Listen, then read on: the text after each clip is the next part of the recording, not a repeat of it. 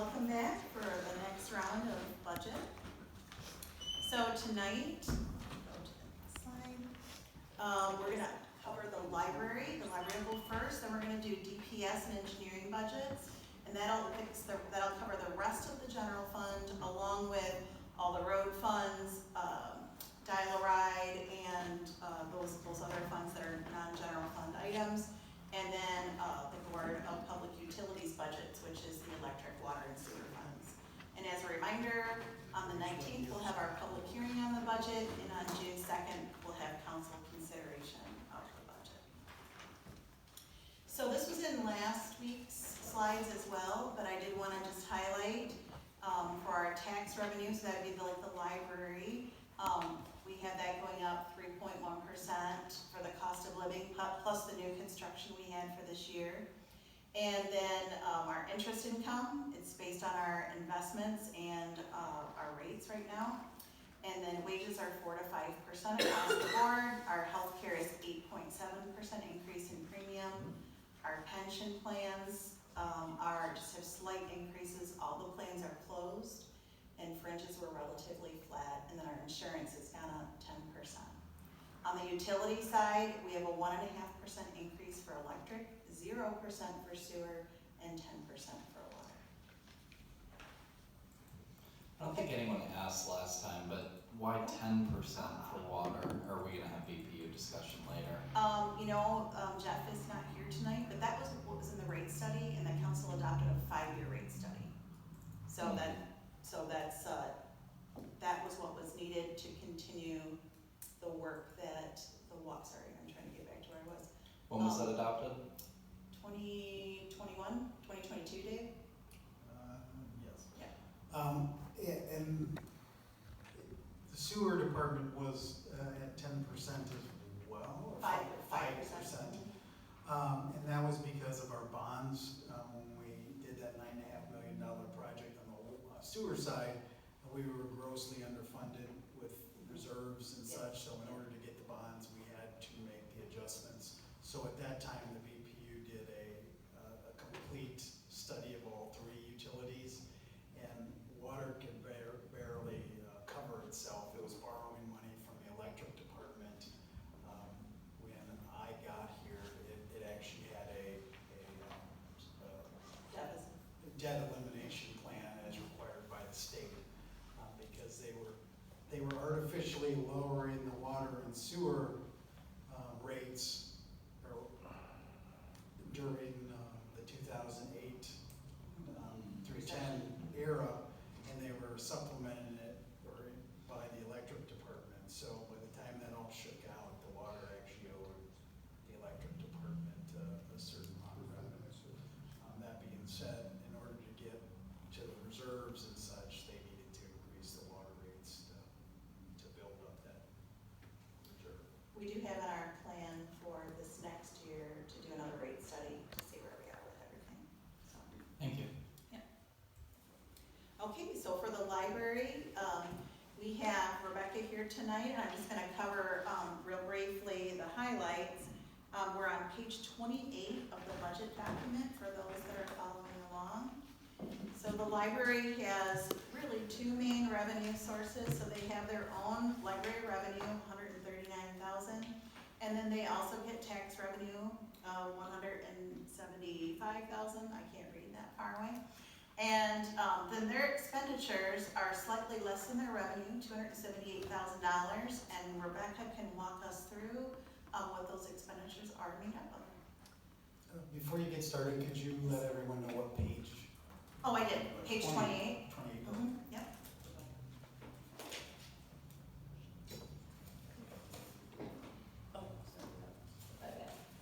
Hi, I'm Rebecca. I don't know if I've met all of you. I don't think most of you were on this board when I came here last year. So I'm Rebecca. I'm the director at the library. And as Karen was explaining, our revenues just barely go over what our expenditures are. Our main expenditures fall under wages and benefits, the operational upkeep of our building, so pertaining to the utilities and all of the stuff that makes it a building that looks presentable and welcoming. And then the other big section of our expenditures or expenses would realistically be for our collections between both the two separate departments that we use, which is the adult department and then also the children's. We spend roughly around $18,000 across the full fiscal year. That's what we budget roughly for the full fiscal year. I can say right now, since I only have 1 month left of material purchasing for this current fiscal year, I want to say I have, honestly, I think $2,500 actually still left over. So technically right now, we're coming under budget, and I would say a few of our expense or expenditure lines, which is always helpful because who doesn't like to save money? The other thing too right now that we have proposed for the next fiscal year, and also currently, which you'll also be seeing me on Monday for carpet replacement that we have going on. So actually for this current fiscal year, we have a lot of money in our capital outlay for fixing or replacing our carpet. It is 20 years old, and Josh can probably attest to the fact that it is really disgusting and unfortunate to look at. And so we're working on replacing that throughout the building. So right now, like I said, this current fiscal year, we have money budgeted for that. We also plan to do that next fiscal year, because right now we're only doing half of it. I plan for the next fiscal year is to do the other half of the building. Aside from that, we don't really have any huge expenditures, I would say, that are quote unquote out of the ordinary. All of the things that, when I was working on our budget are, I would say the numbers are typically pretty similar, just because I don't really foresee us doing anything crazy in the near future that I feel the need to increase certain expense lines. So realistically, everything that I budget is just kind of looking at what we did the previous year, and then if I was planning on doing anything, which I really am not. So yeah, I guess that's it. I don't know if there's any questions. Thank you, Rebecca. Of course. Any questions, Bob? Just a quick one. I noticed that under the penal fines, you have budgeted 20,000, but we haven't had any activity this fiscal year for the penal. Is that something that comes at the end? Yeah, it comes right at the end, if you want to explain more. I think in the next 2 or 3 weeks, right?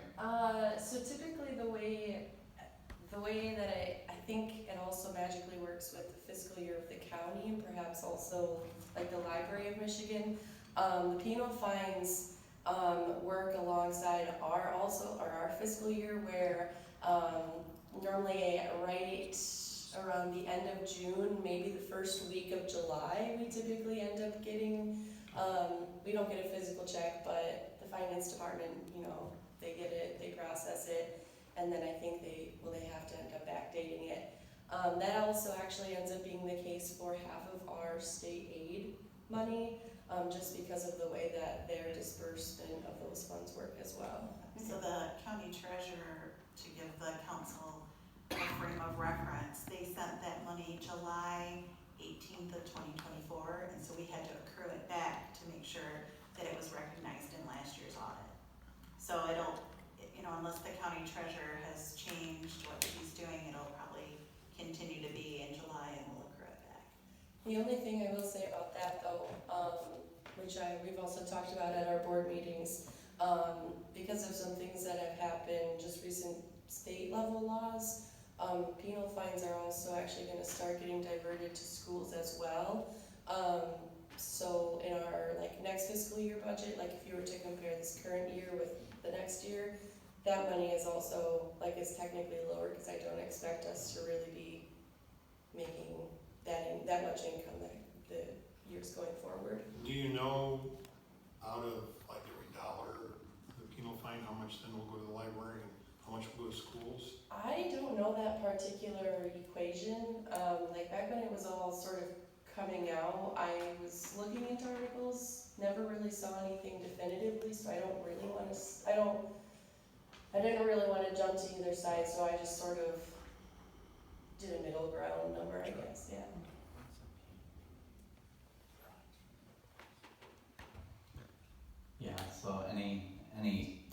or misdemeanor fine, right? Yeah, Yeah. so the way that it works, it's pretty unique to Michigan, except for it's recently changing.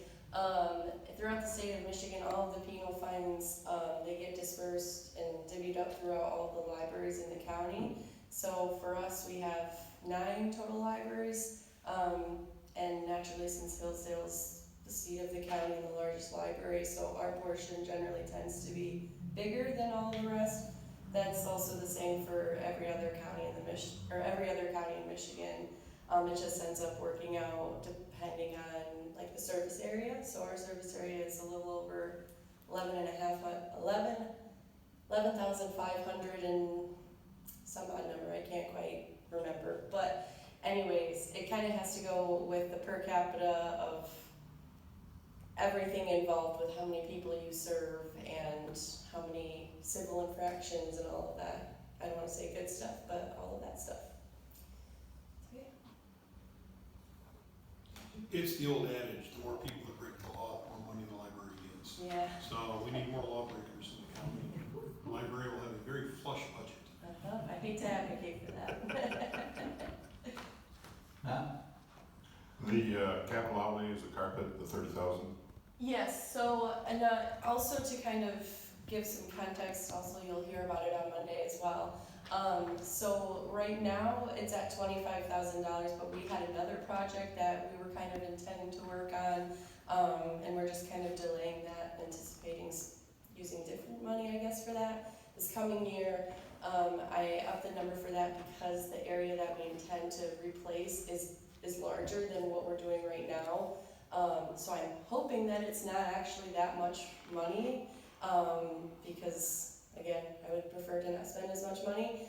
But yeah, that is the $30,000. I don't have anything else planned, and so long as no emergency happens, that's all the money is intended for. Yep. And this year's spending for the carpet came in under budget, several thousand, right? Yeah, we got three total bids, and technically only one was under budget. One of them was like slightly over, Oh, okay. the third one was a lot over. Anything else?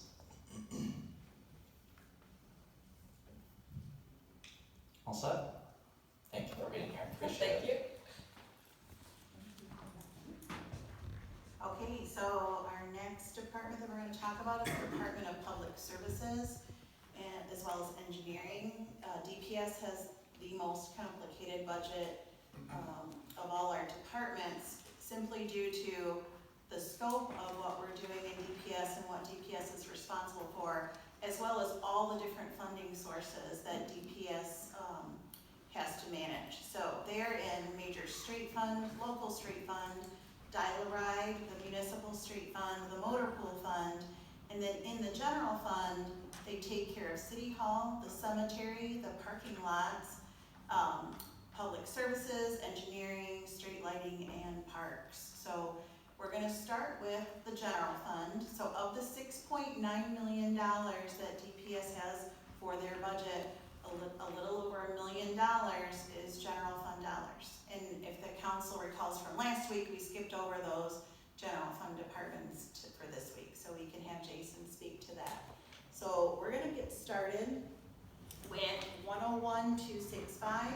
It's at the very bottom of page 4, and that's building and grounds. And that total budget is the 121,504.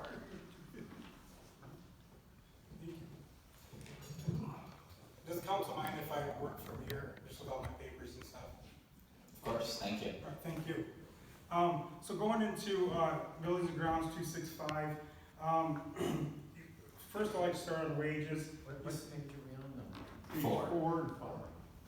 The very bottom of page 4 and then into page 5.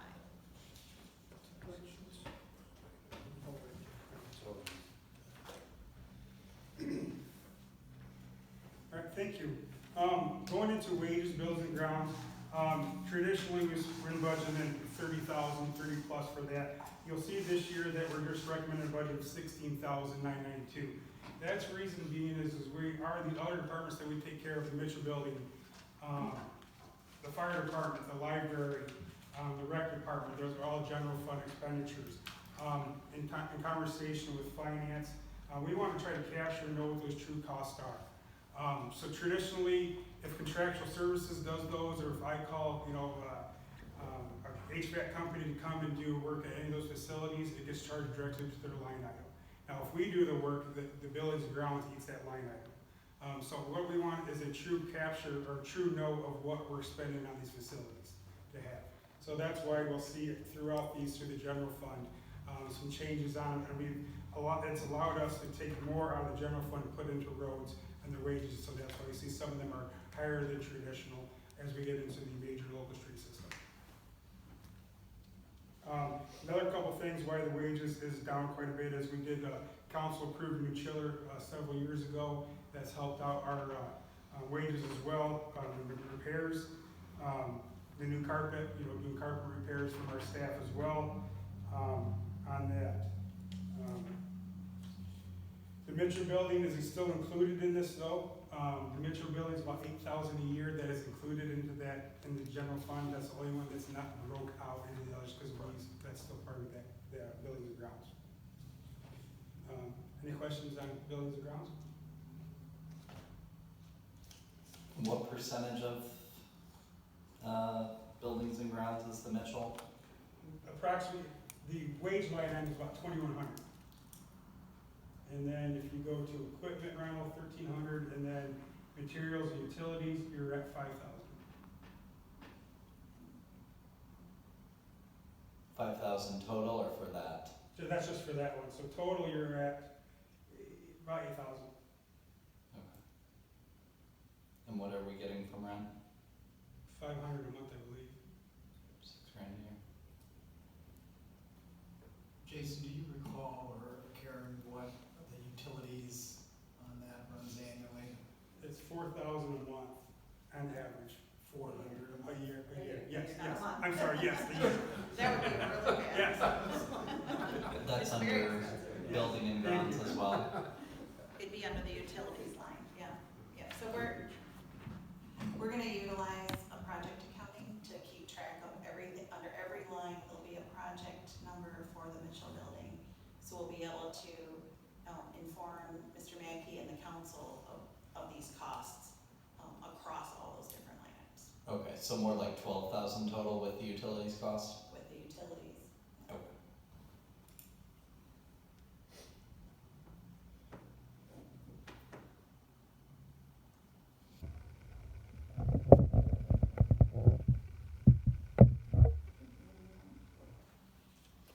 We'll go to 101,441.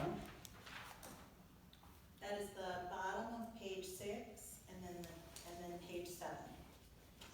I apologize, my book doesn't follow up with your guys', so the pages don't work. 441, wages, again, wages are up. We group holiday, PTO, vacation, sick, and personal there as well. And also our safety officer still charges, I think, and don't quote me on this, I think roughly 30% of his wages come here because he's a safety officer for the whole city. So that's why you see that wage line item the way it is. There's some sick, vacation, and personal longevity payouts on there. That's what those are for. Holiday and other pay, that is part of the union contract as part of the retention bonuses. Or not bonuses, I'm sorry, retentions. Supplies. Supplies is generic from paper towels to rags to light bulbs, etc. Safety on this is something new. We're doing a safety line item that our safety lead can pull money out of for stuff from us, from first aid kits, vests, safety supplies. The next two, clothing uniforms. Clothing uniforms are part of the contractual services part of the union. Contractual services is down quite a bit from, is down quite a bit from the year before. That is because we're not doing brush grinding this year, we did it in this current budget year. I'm going to go down to shoe allowance. Shoe allowance is also part of the union contract. CDL testing is part of the union contract as well. Training and seminars and lodging and meals. I do have a rundown real quick. We can go through what all of our training, seminars, and lodging and meals are. So trainings, we have the Michigan Public Service Institute, the International Municipal Signal Association. We have Professional Development Administrative Training, APWA Seminar Series, Local Technical Assistance Program, Michigan Association of Municipal Cemeteries, Arboricultural Society of Michigan, Michigan Urban Forestry, APWA Michigan Road Scholar Program, Midwest Advanced Public Service Institute, Arborist Skills, Michigan Department of Agriculture and Rural Development, Tree Risk Assessment Qualifications and Utility Management Conference. That is it for that one, and when we get into the RMF, we do have some more. For dues and subscriptions, include APWA, which is Michigan Public Works Association, Michigan Chapter APWA, International Municipal Sites and Markings again, Michigan Association of Municipal Cemeteries, International Society of Arboriculture, National Arbor Day Foundation membership, State of Michigan Forester registration, State of Michigan Commercial Pesticide registration. Subscriptions are American Cemetery, State of Michigan MyDeal, and that completes those two. Any questions on the dues and subscriptions in training and lodging? Have you added more training and seminars or more employees to it? That's increased 70-ish% since 2022, 23? Yes, so almost every one of these trainings that you've seen is not just for myself, it's for the full staff.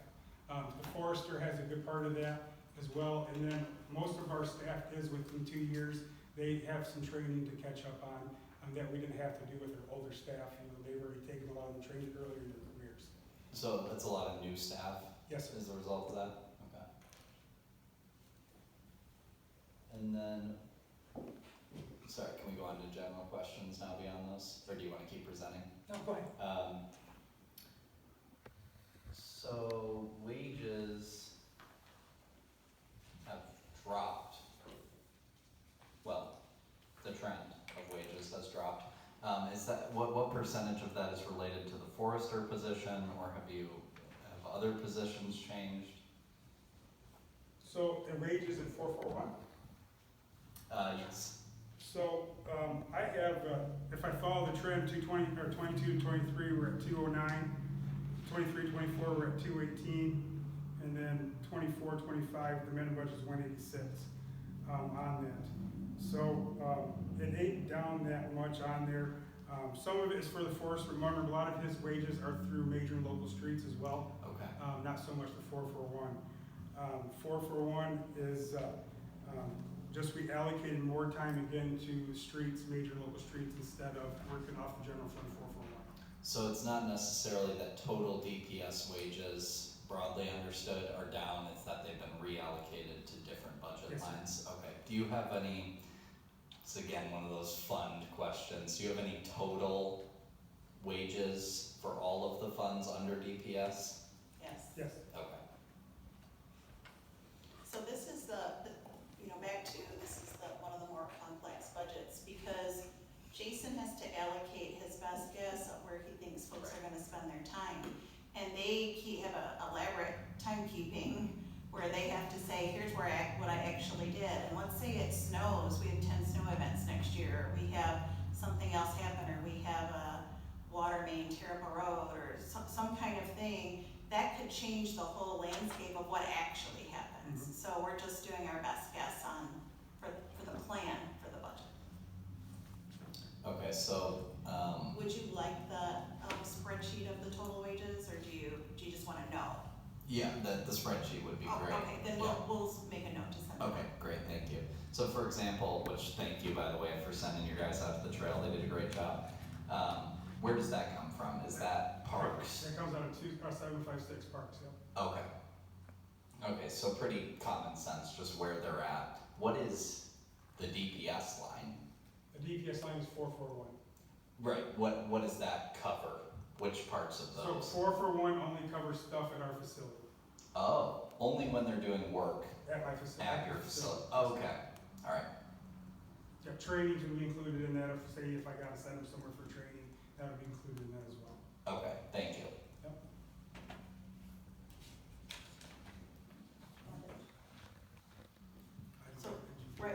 right underneath, 441 is 101447, which is engineering services. Oh, I'm sorry. So we are on page 7. Did you already cover, what is the RMEF replacement charge? Yep, so we have an internal service fund for vehicle replacement. So we have a whole list of all the vehicles and an estimate of when they're gonna be replaced. And we actually only contribute half of what we need to buy those vehicles at the time that they need to be purchased, because that's the only thing we can afford. So we'll get to RMEF, it's a separate fund, a little bit later. Revolving motor equipment fund is what that stands for. So that's a charge out of the general fund, So but the it's not a transfer out. The general fund, the major and local, they all contribute to the DPS equipment based on the time, the equipment time. So as people have timesheets, the equipment also has a timesheet. So every truck has a number, and they have to say, I was with this truck today for 2 hours on major and 3 hours here. And so that's how we keep track of who bears the brunt of what cost for when we have to replace something. And so ultimately, we pay for it out of the revolving motor equipment fund, which is the RMEF fund, and everybody's transferring out to it. Okay, thank you. So one more, contractual services, did you cover that? Did I miss that? Yes, contractual services, let me get to that real quick, 801.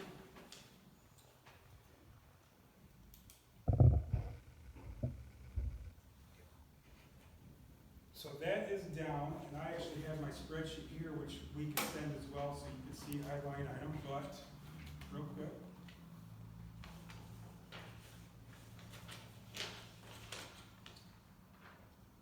Public service line item is down half this year than last year, and that's because most of it, we might do any brush grading this year. That was already done in this fiscal year we have right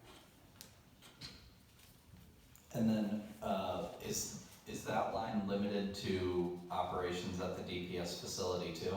Yes, sir. Okay, and what's the 28,000 for this year? 28,000 is lawn maintenance, brush removal that we get in through the year, or compost that we generate through the leaf pickup, sweeping operations, etc. Electrical building equipment repairs, dust control, our on-call phone system, safety kit, the safety kit maintenance that's not part of the safety line item, that's something that's in our shop. Dumpster rental, we have a dumpster that's on site just for our street sweepings. As we can't not just throw that into the landfill, it does go out for Eagle, and they audit us on that every year. Rug rental through our shop, septic tank pumping, trainings, printing, timesheets, laminating, our copier, two-way radio licensing, published notice, backflow preventers, heating replacement, and then our parking lot lights are all part of the contractual service. Thank you. You're welcome. Any updates on that materials management committee? I know we talked about the difficulties of composting in the city. Has anything changed with that, with the material? That's nothing as right now, no. No, No, we have a meeting, the 23rd, I believe it is, and we have a representative from Region 2 on a potential grant opportunity, and they're gonna come present that, so I can let you guys know how that goes. Is that gonna be the county having to bring some of these services Yes. local? Yes, sir. So it won't be a city expenditure, but we might partner with them? We can part with them, yeah. So as of right now, the budget is only what the grant's good for, is about $62,000. Mm, So it's whatever services we can get for $62,000, unless other municipalities want to contribute it. okay, thank you. So I'll take care of engineering. So that is also on page 7, right underneath where we were. This budget was developed when Kristen was gonna be our engineer, and as of right now, it will more likely than not need to change. So, we will have to hire an engineering firm, and, unless we can somehow scare up someone to be our city engineer, in the next month. And so what will happen is I will do a budget amendment, moving the money out and putting it into contracted services for whatever these projects are gonna be in each of the funds. So we would have to, and Dave can speak to this too, we'll have to do an RFP for design engineering and construction engineering. if we don't have a city engineer. Has the engineering job been posted? I don't know. It has not been posted yet. It should be posted soon. Okay, We're updating the description. okay, thank you. We have the, city engineer job budgeted, as well as like a junior engineer job that we were trying to fill, like a beginner level engineer job. In the general fund, we only charge 15% of both of those positions. So that's really their home fund, but they do work in all the streets as well as water and sewer. So they're spread out, kind of like Jason's crew is, they're spread out amongst all kinds of different funds. Okay, that was gonna be my question. So this 27,000, that was 15% of Kristen's wage. Kristen's wage and the other person's wage, the engineering, the entry level engineer. And that wasn't in previous budgets, cause we didn't have one? No, we budgeted for one last year too, but we couldn't fill it. We just didn't have any takers. Okay, and then BPU, I assume, pays the lion's share of that line, or is it the major and local Major, streets? local, and water sewer, Okay, yeah. So it's spread based on what projects are going on that next year. Any questions about that budget at this point? Okay. Right at the very bottom of that page, we have street lighting. And that's just that's what we have to pay for the utilities for on major and local streets for that, if there's any questions on that. Yes, and that is not maintenance, that's utilities for that, because we pay out of maintenance out of a different fund. Yeah, that's the cost of all our streetlights annually. Okay, so Jason's gonna go on to cemetery. Cemetery's budget is $140,000. It's on the top of page 8, also part of the general fund. Yep, wages, we have up just a little bit due to leaf collection at the end of the year. I'm just following the trend that we kind of had. We did this budget back in February. I kind of just took how many months were left or weeks of it and what percentage we were at to get that number there on that as well. So not a drastic change on there, but there is a little bit of change. Contractual services are up only about 2%. I'm so sorry, 20%. Excuse me again, up $2,000 because the mooring's projected to go up by 20% in the next contract. did we end up, I thought there was something about the contract being fixed. Was it just like an inflation raise in the contract? No, so what we had this last couple months was we asked for the 4th-year option to be approved. It's part of the contract that's already in place. This is the last year of the contract. It will have to go out for RFP this fall. Okay, After talking with multiple, our current mowers and then BPU's mowing company and a few others, about 20% is kind of across the board for increases this year. 20%? 20%, yeah, because remember when they bid this, it's been 4 years ago. Okay, and, the reason that it's not done in-house is that it's just not efficient with the union wages, is that the reason? Yeah, that's a lot of it, yeah. It is quite a bit cheaper to go contractual services, and to weed whip that, it takes our full staff the whole week to do it, everyone we have. So those are multiple weeks through the year that we are not doing anything else but weed whipping cemeteries. Mm, So it's not just the cost savings, but it is the opportunity loss, yeah. okay, and is there no ability to hire someone non-union in-house to do that work? Oh, we can, yeah, but we You just could. have to maintain a mower, buy a mower. Mower's $20,000 for a good commercial mower, maintain it, house it, etc. Okay. Yeah, I'm just thinking, why is it efficient that the airport has its own part-time maintenance guy with their own mower? Is it just the size of it? I fully believe that the airport should be contracted out as well. Oh, okay. Reason being is That's we're gonna nice. have to maintain the equipment. The equipment they have out there is aged equipment, and it's the same stuff as us. It has an expiration date on it, and it's just gonna be a maintenance nightmare. The mowers are more efficient. That's what they do for a living, and they're in and out within usually 2 days to do our stuff. Now, the airport is getting, what was it, $100,000 for the tractor through that grant.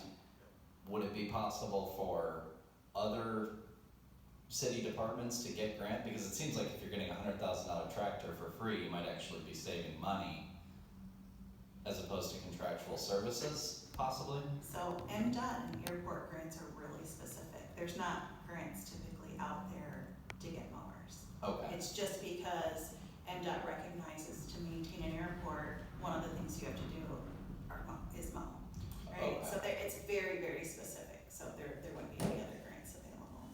Yeah, and actually that specific grant was more tailored towards snow removal, because that is one of their critical aspects. It just so happens that we can utilize it for the grass from our mowing as well. okay, It was sold for snow removal. okay.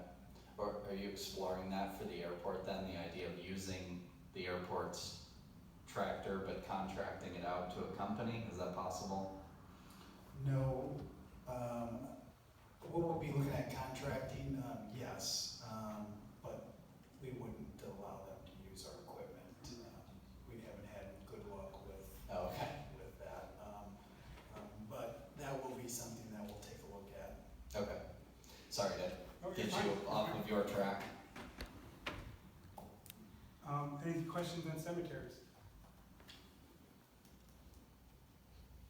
All right, we'll move on real quick. Oh, what is equipment rental then if the contractors are bringing in this mowing equipment? So equipment rental is still for stuff we do, because we do all the burials in the cemetery, so that'd be our reimbursement rate for our backhoes that we go out there. If we're picking up sticks, spring cleanup, we do roll the cemeteries as well. So we do have equipment in there for tree trimming operations. That's what that is, the REMF charge for our equipment. So the cemetery fund is actually paying DPS for this equipment? The cemetery, so equipment rental, in this case, isn't us going to the rental store and renting something. Right. It's the charge off those timesheets where we're paying the RMEF fund who's buying this stuff for us, right? And we have to reimburse them for that usage. So they have money the next time we have to buy it, right? That is very helpful. Yep. And the state of Michigan tells you the rates that they want you to charge. They're called Schedule C rates. And so we put those in as the rate for the timesheet. So like you'd have an hourly employee wage, you also have an hourly equipment rate, depending on what kind of equipment it is. And that's piece specific? Yes, it is. It's Wow. very specific. From a hedge clipper to backhoe, there's equipment, state codes for everyone. Is there discretion there for the municipality or are they fixed? They're pretty fixed. Are they sufficient? So I don't believe those rates have caught up with what's happening with inflation. And then when you add what's happening with tariffs onto that, there's no way that would be sufficient. Some of these pieces of equipment, I have another client who needed a pump replacement, it was 60 grand for a sewer item, and it was 15 grand more last week because of tariffs. So we actually have no idea what's gonna happen and if these rates will be sufficient in the future. So we'll just have to wait and see what the state does and how they catch up. Are these regulatory rates or are they set by law? They are, so they're, the state sets them, and that's all we can charge to major and local streets. What agency, what department? And, And, And okay. not just vehicle replacements, fuel cost is on that, all those RMF charges that we get to, when we get to 640, RMF, all that comes out of the RMF charges that we use. So vehicle maintenance, supplies, all that is cumbersome of that, the rental rates that Karen is talking about. Okay, would it be possible in the final budget to mark all of the sort of interdepartmental transfers with some sort of signature? Could you put equipment rental dash RMEF or something like that? I've had a couple questions about why we're renting all this equipment, but we're really just, it's an internal transfer. It's not an actual cost to DPS. Well, it is in the long run when you have to replace it, but, okay. Yeah, if you add up all these equipment rentals, it looks like we're spending hundreds of thousands of dollars a year. Yep. But it's a lot of, okay, thank you, appreciate that. All right, parking lots next, 101571. Still on page 8? Yep, still on page 8. Not much changing on that. Again, wages. Wages went up due to this last year winter maintenance. We have had a harder winter in this last year than we have in the last several, so that's why we did bring that up. Mowing, the only difference on contractual service, again, mowing's going up about 20%, so that reflects that. Those are the only big changes in the parking lots.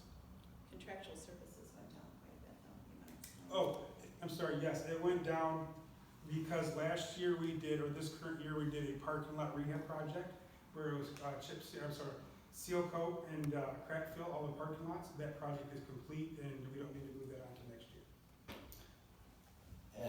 And the Great Wall parking lot? So that one is beyond crack fill and seal coat. That one we'll get into when we get into our capital projects.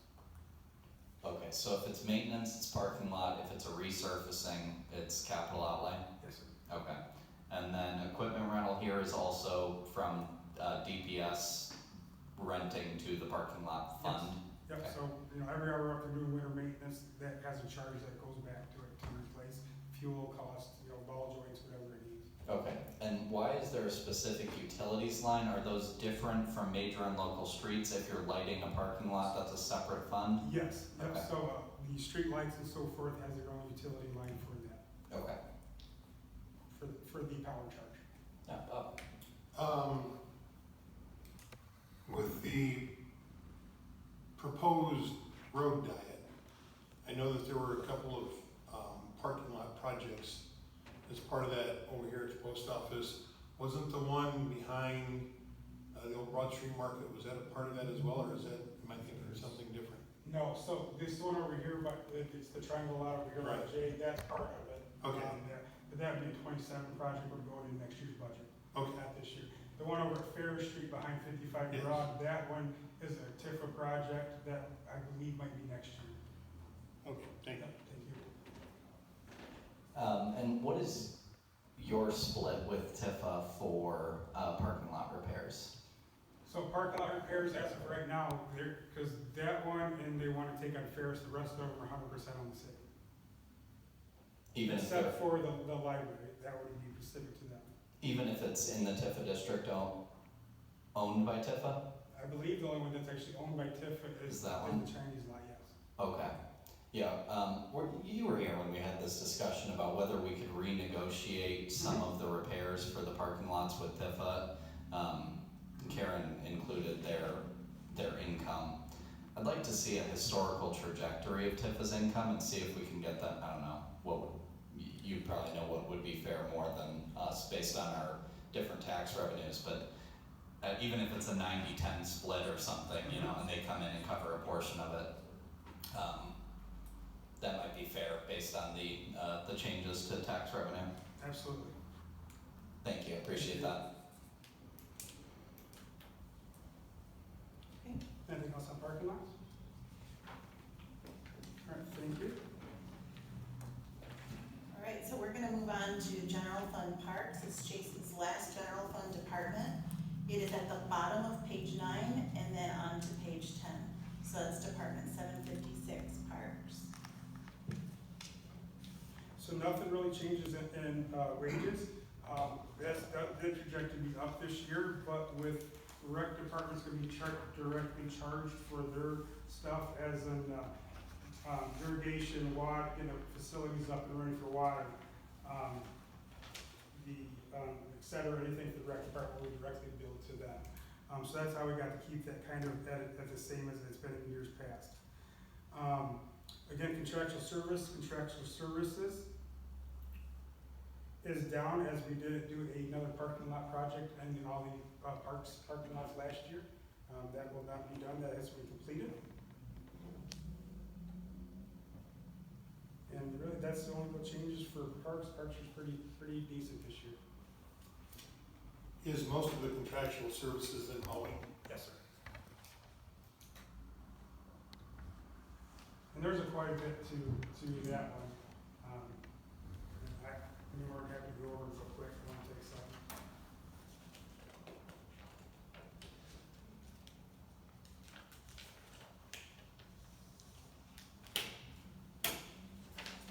So contractual service parks includes but not limited to parks maintenance, lawn mowing, field of dreams lawn maintenance, Field of Dreams fertilizing, Porta-John rentals, tree trimming, tree removals, stump removals, tree planting, irrigation systems, seal coat striping, which we already did that one, dust control, street light maintenance, backflow preventers, various maintenance at Stocks Park, various maintenance in all other parks, i.e. Kiko's, Cold Springs, various maintenance at Sandy Beach, public water supply fee for Sandy Beach with Eagle, aquatic weed control at Miss Stocks Park, playground equipment, trash service, Field of Dreams irrigation startup, and then lawn maintenance at the new fitness park.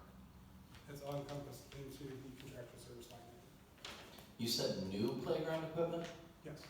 So what is the division then between recreation and parks? It seems like recreation would include new playground equipment. Are you anything that is physical or And maintenance? so the way that I've been doing, or that we've been talking about, anything that rec has a revenue stream for, that would be that'd be for the rec.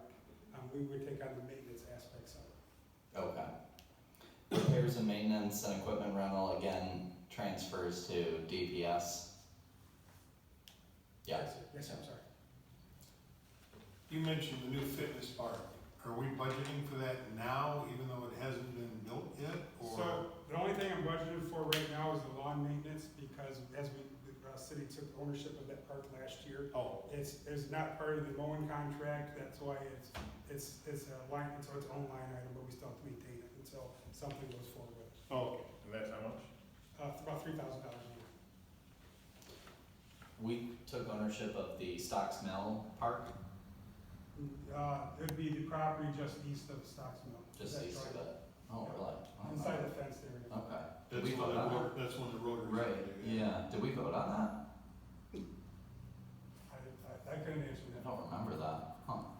Who owned it? David Wheeler. It was given to us. Yeah. Okay. That was, I'm not sure. Dave, the your ex- microphone? I'm not sure of the exact mechanism, but he donated it, at the time. I don't know if it went through Rotary or if it went directly to us. Yeah, I just don't know those specifics off the top of my head, Yeah. but we own part of that property, is right away, so a good swath of that ground. This was just the piece to the river. Okay. And then I heard there was negotiations about the breakdown of maintenance costs if the new park does go through. What's the split gonna be there? Have you tried to estimate how that will affect your budget? Yes, so we actually had a meeting with Rotary yesterday. Okay. They're gonna go back. I'd rather kind of wait till that to explain what's going on that aspect. Yep. But we do project about $13,000 increase a year in maintenance costs to the parks. Okay. And you think that can be absorbed? Over time. Okay. Okay. Yeah, I was looking through BPU's policies. I'm curious, is there like a target rate for how often something will be mowed? Is it just weekly through the mowing months? Is that set by policy? No, so a lot of it is with ordinance, and don't quote me on this. Okay, that's what I was wondering. You're just trying to keep it under the, what are we at, 6 inches? Yeah, 6 or 9. I'm not familiar with what Yeah. it is, but yeah. Okay, okay, yeah. When we renegotiate it, could you bring that up and see if we could consider a different time spacing for the mowing? Especially if these costs keep increasing, right, 20% over 4 years, that's gonna be unsustainable possibly. Yes, sir. Thank you. Jason, Yes, sir. as far as the mowing, do we have one contractor for all these different projects? Yes, so there's 2 contractors. The city has one for all of our major local streets, trunk line in the parks, and the DPU has one for theirs as well. That's different, a different contract. And then, I'm sorry, cemeteries, we have another one. When we bid those out, they could bid either on 3 options: DPU, cemeteries, and all of the other stuff. And it was more favorable to do it that way. We had varied pricing, but that was split it up. What would fall under BPU mowing? So they have the wells out at Field of Dreams. They do have some properties over at Monroe Street. They have the property over across Marshall at 150 Washington Oh, Drive. okay, So they have, it's a small contract, but yeah, gotcha, thank you. substations. Thank you. Substations too. Yeah. Complete subject change, Jason, but, I mean, it's with the park, so Mrs. Stocks Park has a 400 amp service, as far as I understand, and I've often thought it would be neat to put some 50 amp outlets out there so we could possibly in the future have, food truck events there, or food trucks could go in there if the council was in agreement with it. And I was wondering, would this be the appropriate place to put a line item to see what it would cost to, if you guys think it's a good idea, just to see how much it would cost to get some 50 amp fuses, and maybe just start with one at the pavilion. That would be easy enough, but Yeah, we probably have to put a new service in, but this will be the time to put it in the budget. Well, Or not, We need Yeah. numbers. yeah, so what would happen if any of council wants to see the change to the budget that's already released to the public, when we consider the budget on June 2nd, the mayor pro tem will bring up the budget, and when we have the discussion, that's when you'll start voting on amendments. So a council person would say, I vote to amend 101-756-801 contracted services for parks to add $3,000 for blah, blah, blah. And then the council would have to vote that that's an amendment they want, and then I would add it to the budget. And then the next council person could put in their change. So that's how it would go. We don't take feedback here and just change the budget, because we don't know what you want might be what someone else doesn't want, right? So that's how we do that. no, I appreciate that. I wasn't suggesting making a change right now. I was just Gotcha. inquiring about Gotcha, that. okay. That would probably come from capital outlay. No, that being that small, we probably still take that like contractual.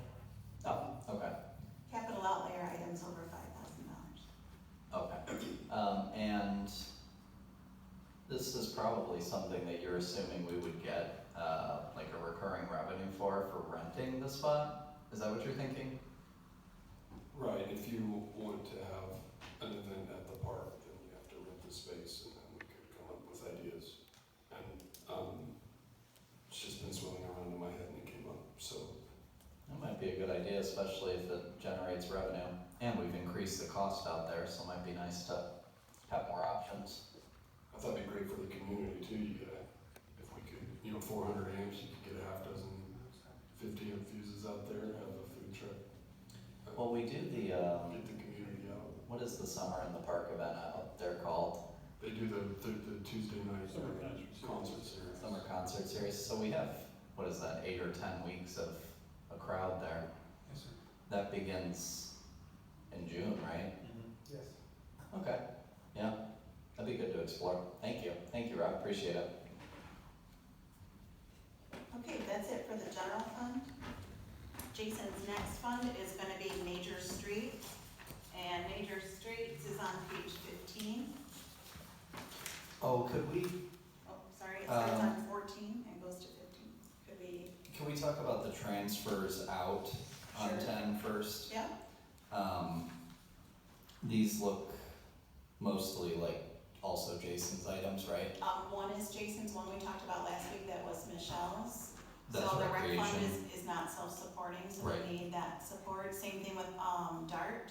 Dial-A-Ride is not self-supporting, and we have to transfer general fund dollars to Dial-A-Ride. So that's why we've made a concerted effort to see if we can do advertising on buses and also to raise fees, as that general fund is just gonna keep growing and growing and growing. Okay, Particularly as we've experienced severe cuts in our federal, dollars for transportation. right, And also the state is now cutting back, and there's gonna be a cascading effect that hasn't hit us yet.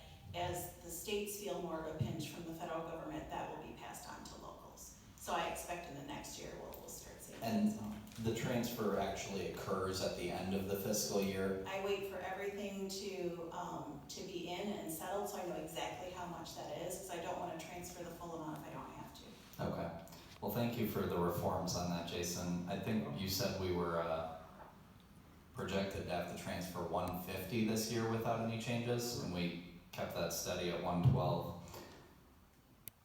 So that looks good. And then no transfer to municipal streets.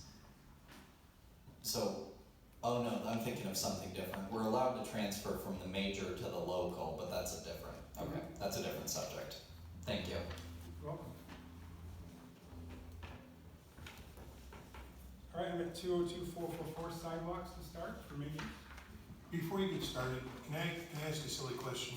Absolutely. Could you differentiate between, for those of us who think every street's a street, the difference between a major street, a local street, and a municipal street?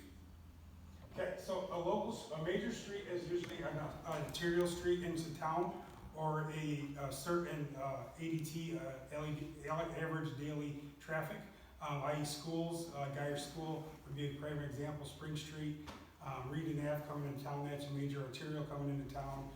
Industrial Park, most of that, 80% is that as well, except for Development Drive going out. So high average daily traffic and arterials in town with high because of the commercial crap. So not just M99? No, M99 is a trunk line. Trunk line, right, okay.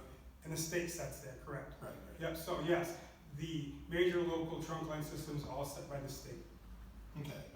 And then municipal streets, are those the downtown business area, or?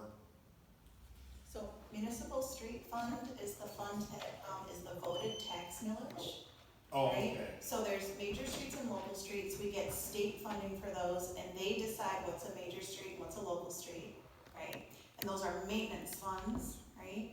And so we use, when we're doing something with a local street, like a local street reconstruction, we use some local street dollars, but when we get into municipal streets, you'll see we transfer money into local streets to help finish that project, because we don't have enough money on our own with Right. these local street dollars. Right.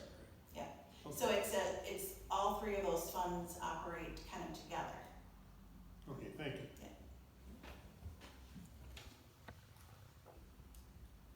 My 202-444 sidewalks, I was not much change, we still plan on doing about 27,000 in all. Sorry, what page are we on?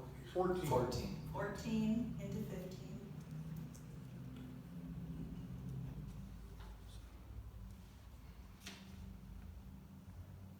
This traditionally, we've been trying to do over the last several years. We allocate roughly $50,000 a year for major and local sidewalk projects. We try to bring them back, that would be for repairs from trees uprooting sidewalks to ADA compliance for ramps, et cetera on that. Nothing much change on this one. We're projected to do about $27,000 this year in sidewalk on the major street system.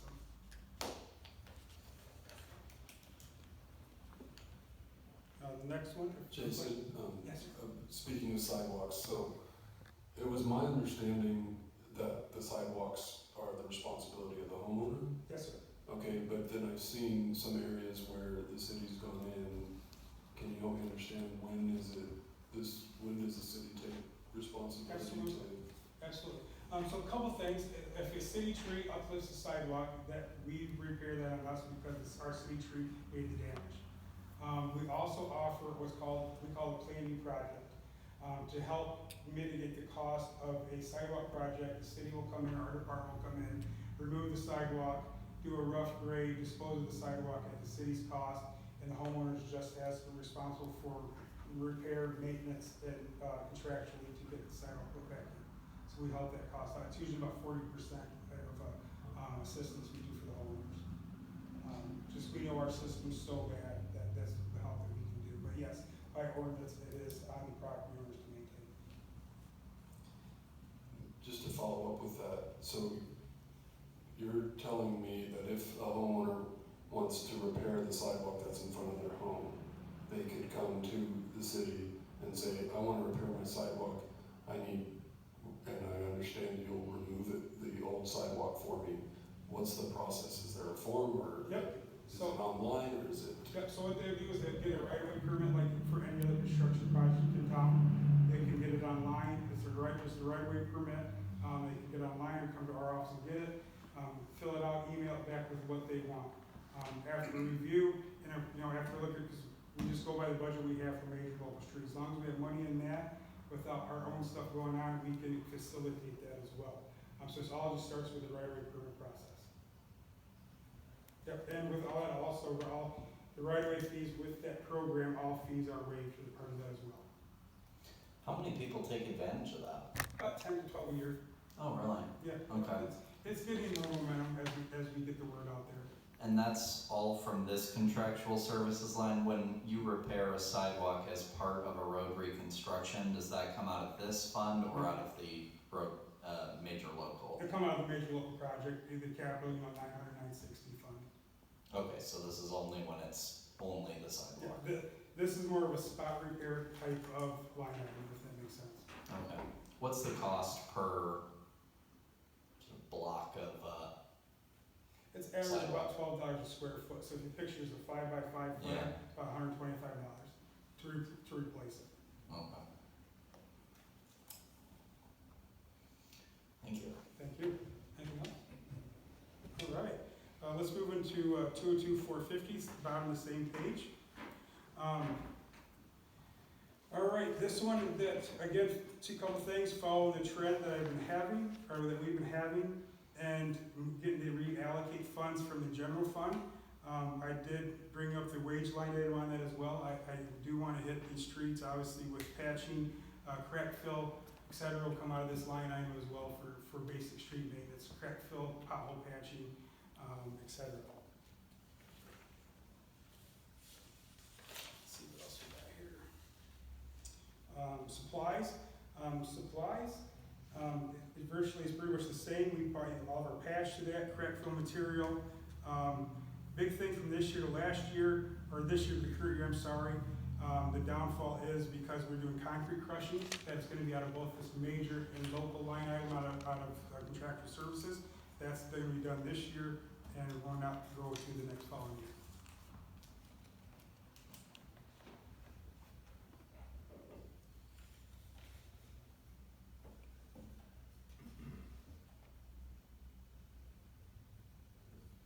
Have we changed the product that we use to fill potholes? No, it just changes through the year. So on M99 trunk line, we use what's called permanent patch. It's about $23 a bag. We get reimbursed to the state for that. It is a better product. Now on our major local street system, we use what's called cold patch. It's about $130 a ton. It is just that. It's just a temporary repair until we can get it in repaired. Now in the summer months, on the major local highway street system, we use hot mix. Hot mix is only $63 a ton. It's pretty cheap, and it's more of a permanent repair. So it just depends on the time of year we're on. Okay, because I thought I remembered from years ago that they used a lot more of the hot patch, but it seemed to last longer than the cold patch. And I'm just curious, if we're spending $130 some on cold patch and it only lasts a little bit, and half of that to do the hot patch, why don't we do more? Well, the hot patch is only dependent when the plants are open. That's usually in the summer months, and they're not open as of yet when I called earlier this week. Gotcha. So we're not projected to open until probably this middle of May, and they, by most MDOT specifications, October 15th, most pull the plug. So unfortunately for that duration, you got to use cold patch. Thank you. You're welcome.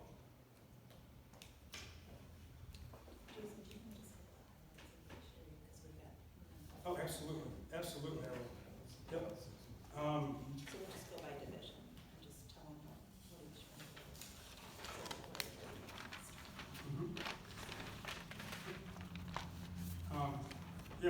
Trunk line, there's no changes in trunk line, that's for anything on M99. We're gonna go to right-of-way maintenance. Wages on that one is pretty close to the same. Again, we just took some out of, changed some from the general fund and reallocated a few to that one. Contractual services is down just because of the, it's up because we're gonna do a storm sewer upgrade on Bacon Street just west of Manning Street, as that tile's collapsing in, which hopefully will help the flooding issue over on Main Street. It It will not eliminate it by any means, but it will help alleviate it. Where's that tile gonna be? It is on the south side of Bacon from Manning to the alley. It's in bad shape, most of it's collapsed. Is that city property, that patch of grass? Yes, sir. Yeah, it runs right underneath the curb where the drain is. This is the Center City. Yes, sir. Okay. I heard something about the builder not maintaining their obligation to raise the surface there or something when it was built. You know anything about that? I've heard the same thing. I hate to get involved into it as I wasn't a director at that time. Oh yeah, if you don't know. And that yeah. predates Jake even. But I've heard the exact same thing, and I would assume that there's probably some validity to it. There's what? I would assume that there's probably a little truth to it, but I wouldn't be the person to ask. Okay. Yeah, if you have time to investigate, what's the cost of that again? Did you say 3,000? Yeah, it's spread out between multiple things. So the drain tile's gonna be under drainage, the curb will be under right of way, and then the green space is gonna be under right of way. So it's breaking up through different departments for that whole project. Okay. Yeah. You think you could pull the original contract when that, or zoning plan when that was built? To see if they met all the obligations? Well, I think the question that you're referring to is whether they built the top of the foundation to where it was. What's the foundation question? Foundation Oh, question. oh So goodness. if they did not build it high enough, and that's the question, or according to their plan, the height of where the top of the foundation is, that's been what was speculated. Oh, so it's not something they can just raise the grass level or? No, sir, no. There's nothing that can be done on their side at this point. Jack it all up, yeah. The only real fix is that storm drain work on Bacon Street. And we've actually went out and got pricing on fixing it all the way to the creek, and it was $2 million, I believe. Yes, sir. This is just a short piece that we know is crushed, and that should help. So to clarify that, the patch of grass that's on the north side of the apartment complex, between the apartments and Bacon, is that the apartment's property or is that our property? That is the apartment's property. We just have between, I'm so sorry. The new store is gonna go between the sidewalk and the curb. That green space is private property. No, because I was wondering, because when the county built or refurbished the old news building and did their offices there, and they repaved that parking lot, in the northeast corner of that parking lot, you'll notice that the pavement's different. And they put a very unique drain system there with rocks that's very deep to help for the runoff and the other water. I wonder if we could, if that would be something that might be suitable to help catch the water before it gets to the apartment complex. Sure. But that would be on private property, so that, Yes, sir. And even if we did do that system is taxed because everything from that end of town, from the Five Corners where you can have hospital area, all that runs down. And unfortunately, it comes before Manny Street, because Manny Street is the end of the system. That's all gonna have to flush through before Manny ever gets a chance to come through. So all the best thing is to help get capacity in that part, so we have to get off the road.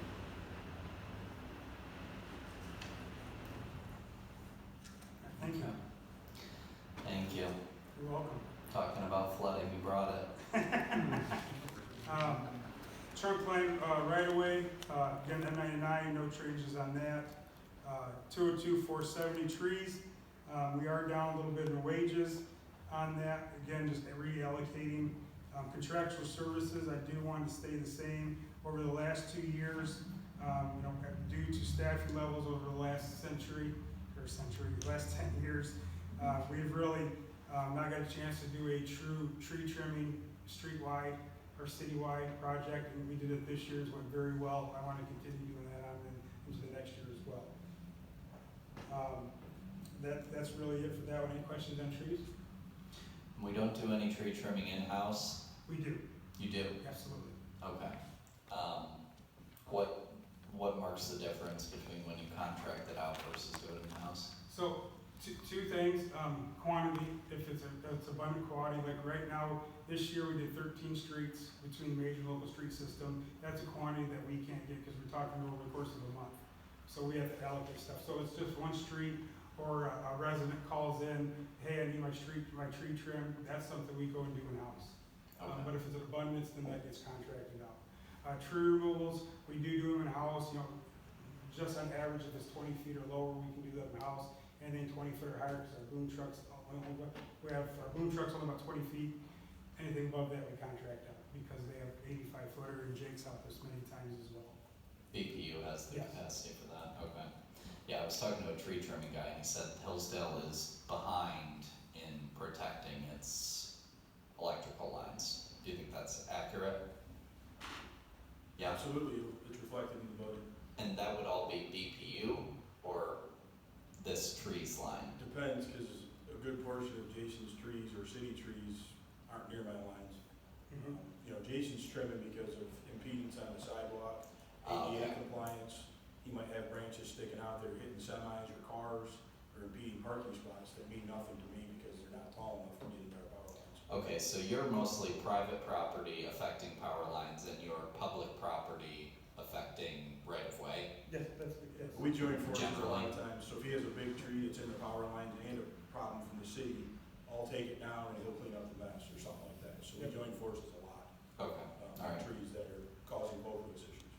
okay. So if more money were needed, it would probably be needed on the BPU side for tree trimming. I have big numbers. Okay, To follow up on that, so BP's got an electrical line run through my backyard in an easement.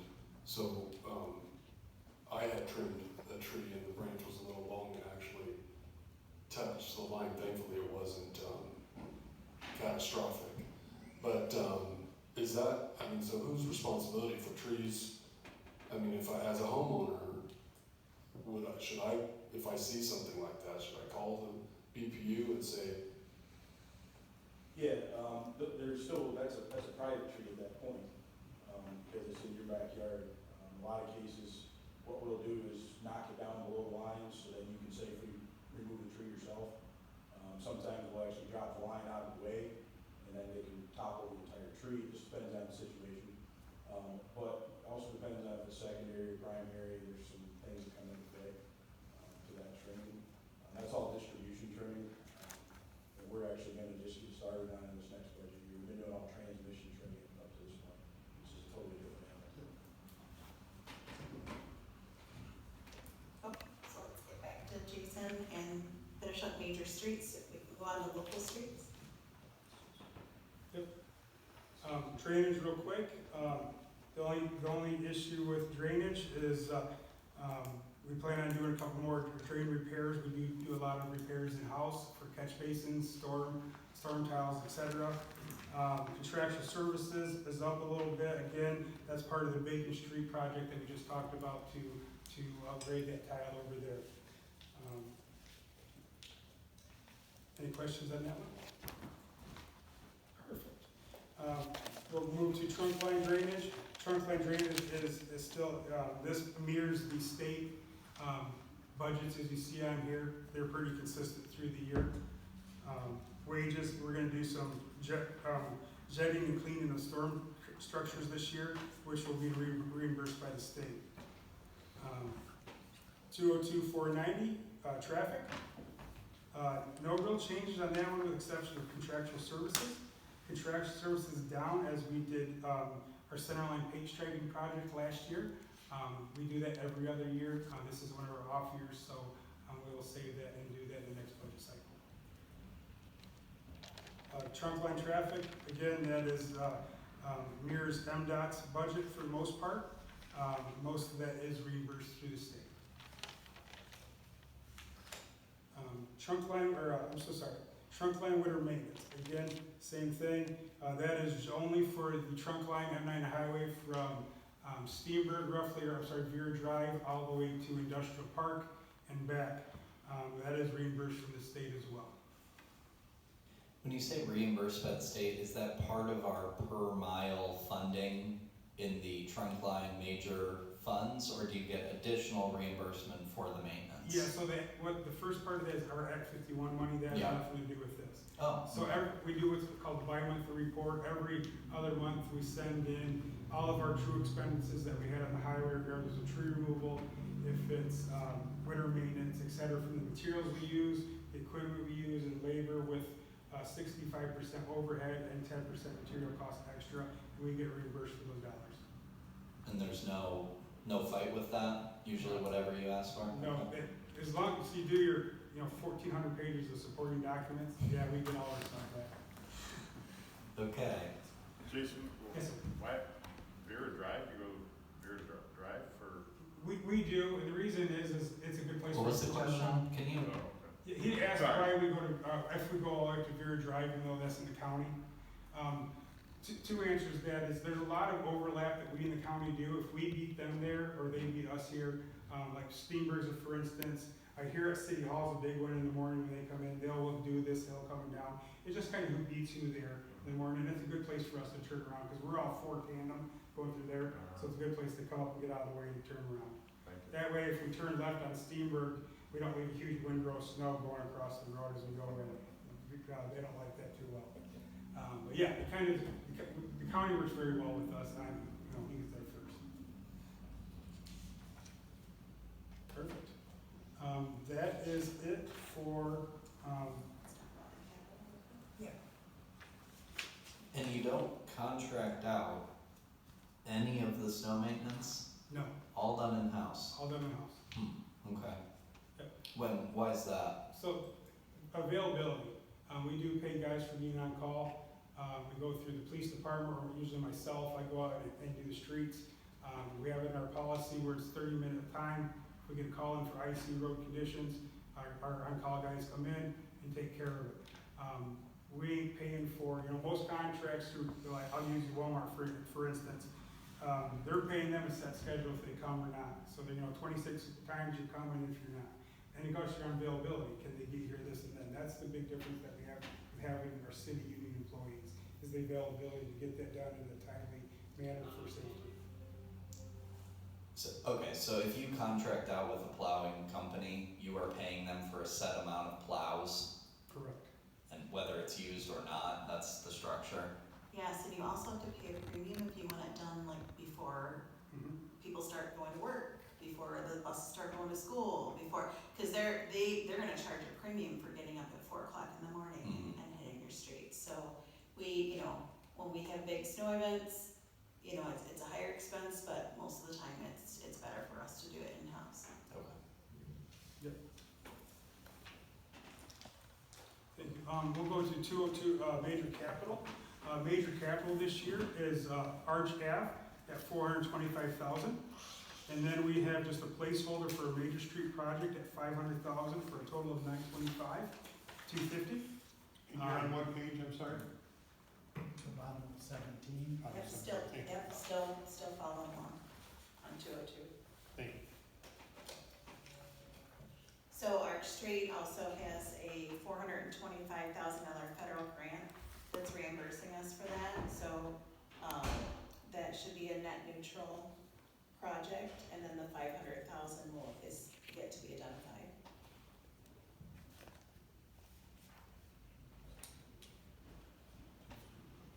That's for capital outlay? Yep. 425, 500 split? Yes, and you'll see, if you go up to revenue in the major streets, you'll see $425,000 for federal revenue. Okay. Is that likely gonna come from the capital outlay then, that final amount? It really depends on the engineering and what we can do. Our life is a little bit turned upside down on projects right now.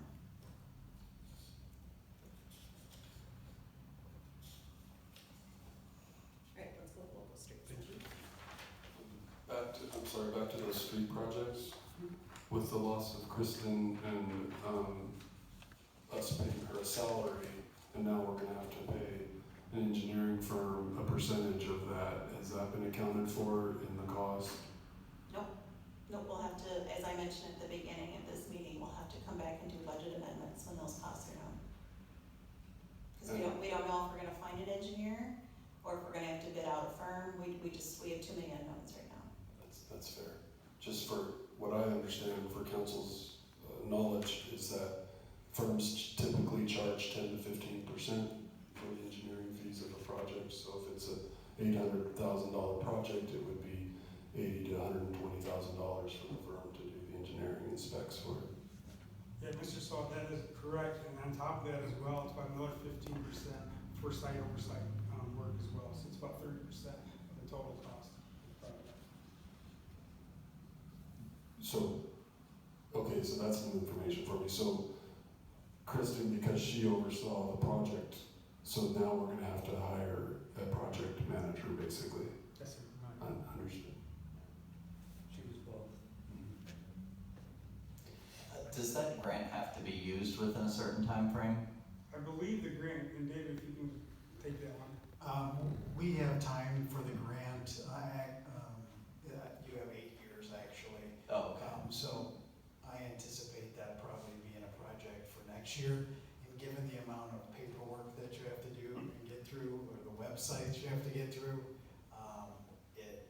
I see it being next year at the earliest. Okay, so we can give time on this engineering question. We don't have to jump on this to fulfill That's correct. federal, or was it federal or state? Federal, right? Federal, yes.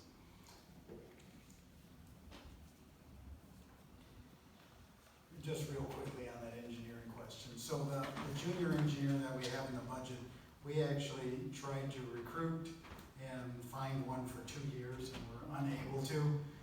We had interns, local interns from Hillsdale County that graduated in civil engineering, and we offer pretty darn competitive wages and just couldn't retain folks to come back here. The ones that we did get on particular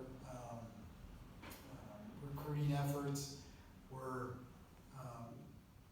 PhD candidates who were working on their civil engineering PhDs from foreign countries that were looking for a place to basically have employment for, I suspect it would be a green card or whatever it might be. And we just didn't feel that was appropriate.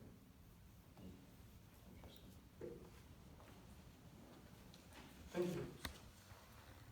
Going into 203, I'm sorry, any questions before we go on to 203? Local street system? All right, thank you. Again, we'll start with 203-441 sidewalks. No issue, this goes back into the conversation we had earlier about major sidewalks. This is the remainder of roughly that $50,000 we do for spot repairs, replacements, those Plan B projects that we talked about earlier. No issues on that one.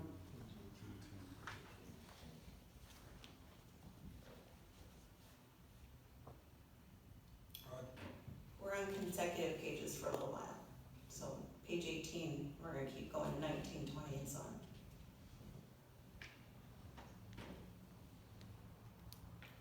We all caught up on 203? All right, thank you. I'm gonna go into 203-450 street surface. Again, one of the big things is our local street network is definitely subpar. We need to get out there and get some patching done on that quite hugely this year. So that's why you'll see that. I took most of those hours that we took from the general fund, that we talked about the library, Mitchell Building, et cetera, and stuffed most of those into the local street system, so we can work on that quite a bit in the next fiscal year. That's primarily why that's quite a ways up. Turn the page. The next one we'll go to is contractual services for 203-450 as well. That is down because, again, it's half of the concrete asphalt crushing project that we're doing this year. That will be done before the end of the fiscal year, and will have to be brought on to the next year. And I'll just move on unless you guys have questions. Please feel free, and I'll stop. 203-460 right-of-way maintenance. This was just duly because of the trend when the wage model came up. I was looking at the trend in February and kind of seeing where we're at for weeks left and how much percentage we needed. That's all I based that on. No real issues. Contractual services. Contractual services down actually about $3,000. Just there wasn't much much services needed for contractual this time, in this budget year. Trees, Just consider it, how did that jump from $5,900 in 23-24 to over 18,000 this year? What contractual services did we add for an extra 13,000? so let me pull it up real quick. Just out of curiosity. No problem.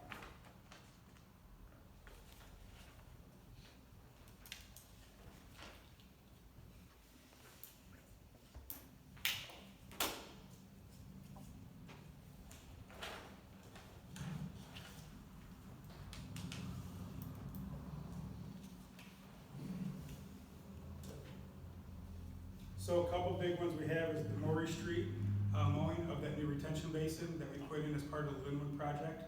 That is mowing and maintenance on us as well that we didn't have before. That's roughly $2,100 a month. There is some ditch work I have in here for Barber Drive, that needs to be done, of course, coming out into the city limits off Half Moon Lake Road. Jason, was that maintenance on Maury Street $2,100 a month or a year? That is for the year. Did I say it again? Yeah. Getting really expensive.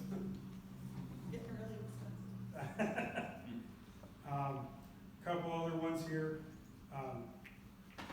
Some of the big ones is lawn maintenance and then just basic brush removal. Brush removal is not part of the trees. It's a separate line item with brush.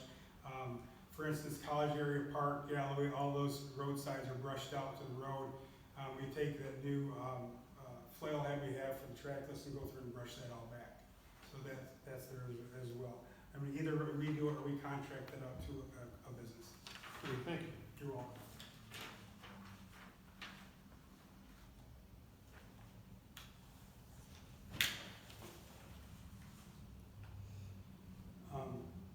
Trees, not so much on trees. The trees we did go down on wages. I do plan on, again earlier, to contract some more of that out, just because of the sheer amount of volume that we need to get done on that project. That's a huge one. Again, I want to stay on that for the next couple of years. We got to play 30 years of catch up, in my opinion, pretty quick. Winter maintenance. Winter maintenance is up, and that's a lot. Again, this last winter was one of the harder winters we've had. I know it wasn't hard per se, but the snow frequency, we went out 26 times the year before. This year we went out almost 40. You know, it was the freezing rain, drizzle, the freezing fog, the small snow events that kept us out. So that the wages do reflect that. Nothing really else on that one. We'll go into capital real quick. Capital for local streets is Monroe Street at $738,000, and then a local street just for a placeholder, $300,000. Anything you want to add to that one, Karen? Any questions? I'm behind, what page are we on? 20. 20? I'm not seeing the 300,000 It's included in the, capital outlay. Yes. Oh, okay, could you say that breakdown again? Yes, $738,000 for the Monroe Street SAD, Okay. and then $300,000 for just a placeholder for another project in the local system.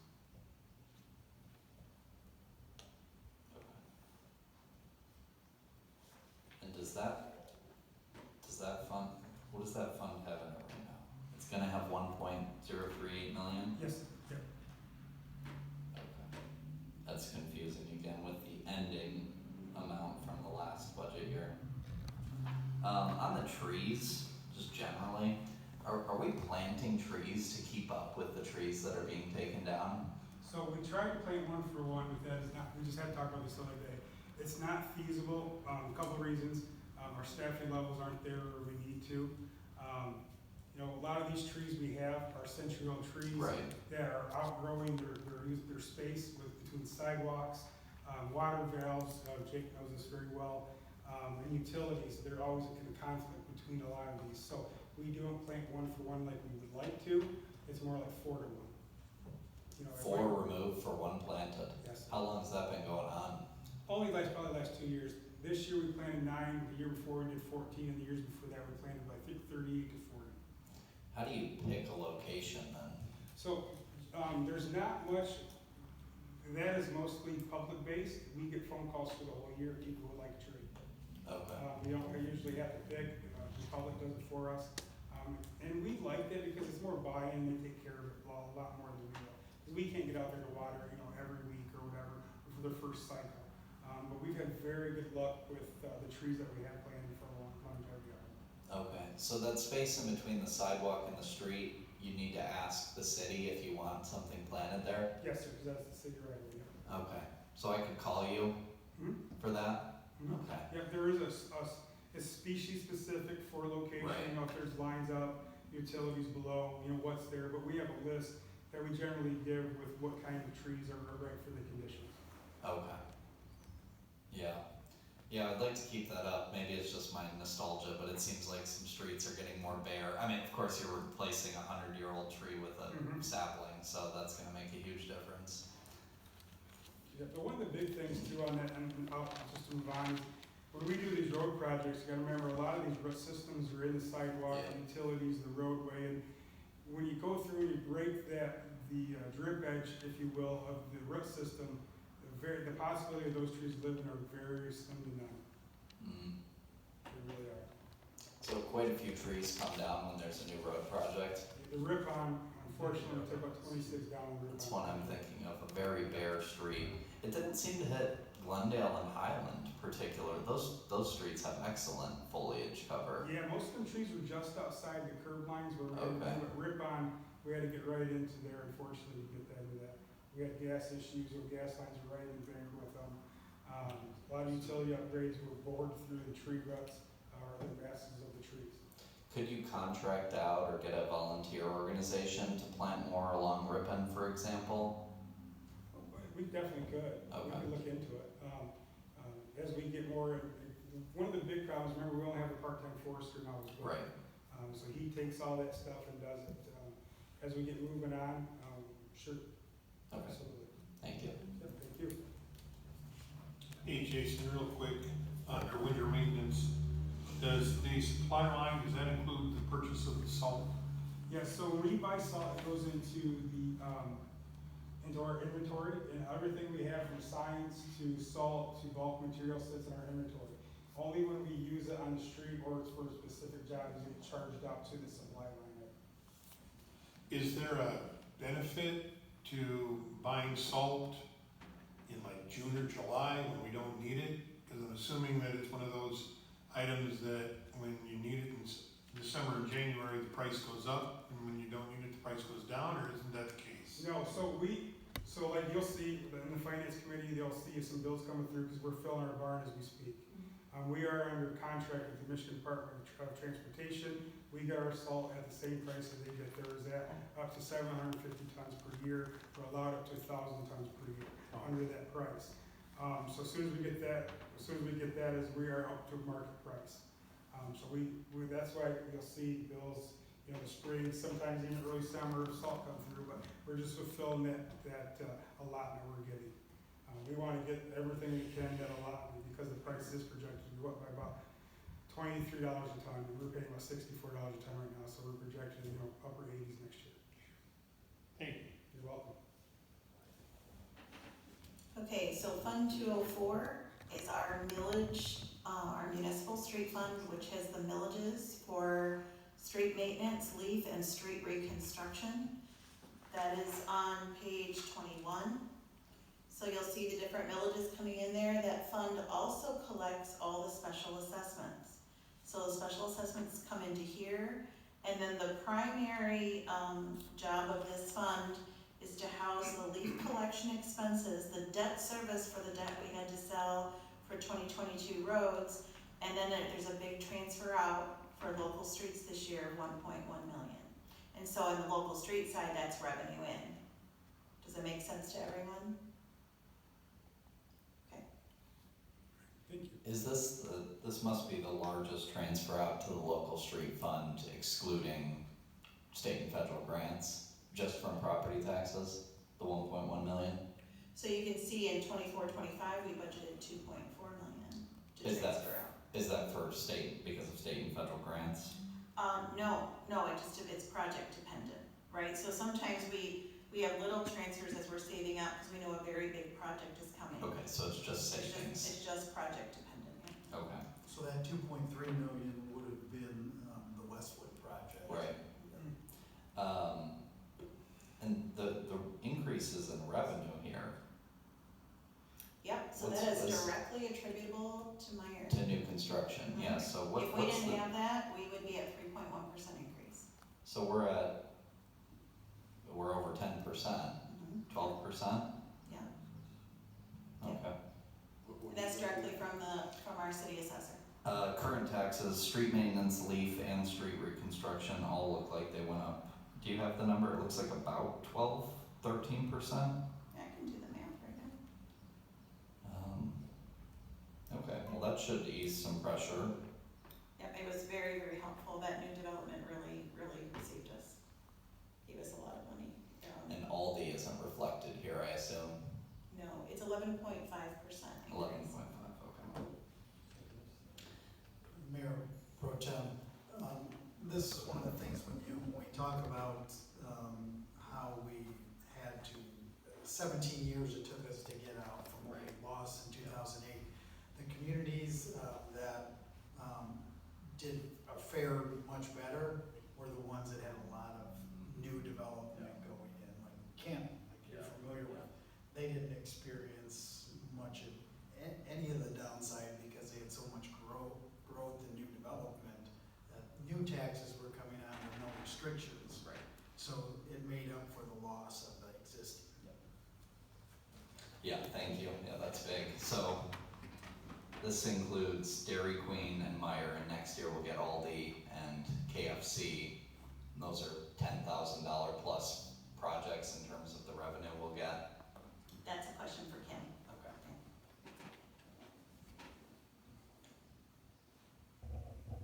Are there any questions on municipal street fund? Just one, so I had asked about, and I guess this would have to come up in the amendment process as we discussed earlier, but council considering a $12,000 line item to support the local parades and events that happen downtown, like the farmer's market. And Jason had told us it's about $12,000 a year. Is where in the budget? Page 3, line under administrative services, 101-175-880. Community promotion. If I may add to that a little bit too. So as we've been working on the special events over the last couple of years, I do have a spreadsheet I put together to track the crew cost. So if say that we did add in, or they brought the the Summer of the City, Scarecrow event, Light Up Parade, and the two projects, or two from the public group, with legal fees and everything else that no one sees those true costs, we're at $19,141. That's some things that I looked up what we're paying the city attorney for user agreements, Michelle's time, the police's time, my time for permits and so forth on that. It's more of a $20,000 that to do all those events. Did you include the fair in that list? Pardon me? Are you including the fair or just downtown events? The fair is included in this as well. The fair is Yes, included. Okay. everything we have is included in this. Okay. Yep. I didn't leave anything out. So if we move forward with this model, the police and administrative costs and legal costs will just be sort of buried, eaten by other funds? No, we're gonna charge it all to community promotions. Okay. That community promotions line item. So does that need to be 20,000 then, in your opinion? Yes, sir. Okay. But we could do some sort of mixed model where some of it is paid from community promotion and we keep some of the fee structure in place, Yes. depending on the policy that we set. Okay. Local community state, sorry, back to page 21. Apologies, Rob. Any follow-up? Good. No, thank you. Is that the constitutional revenue sharing from sales tax?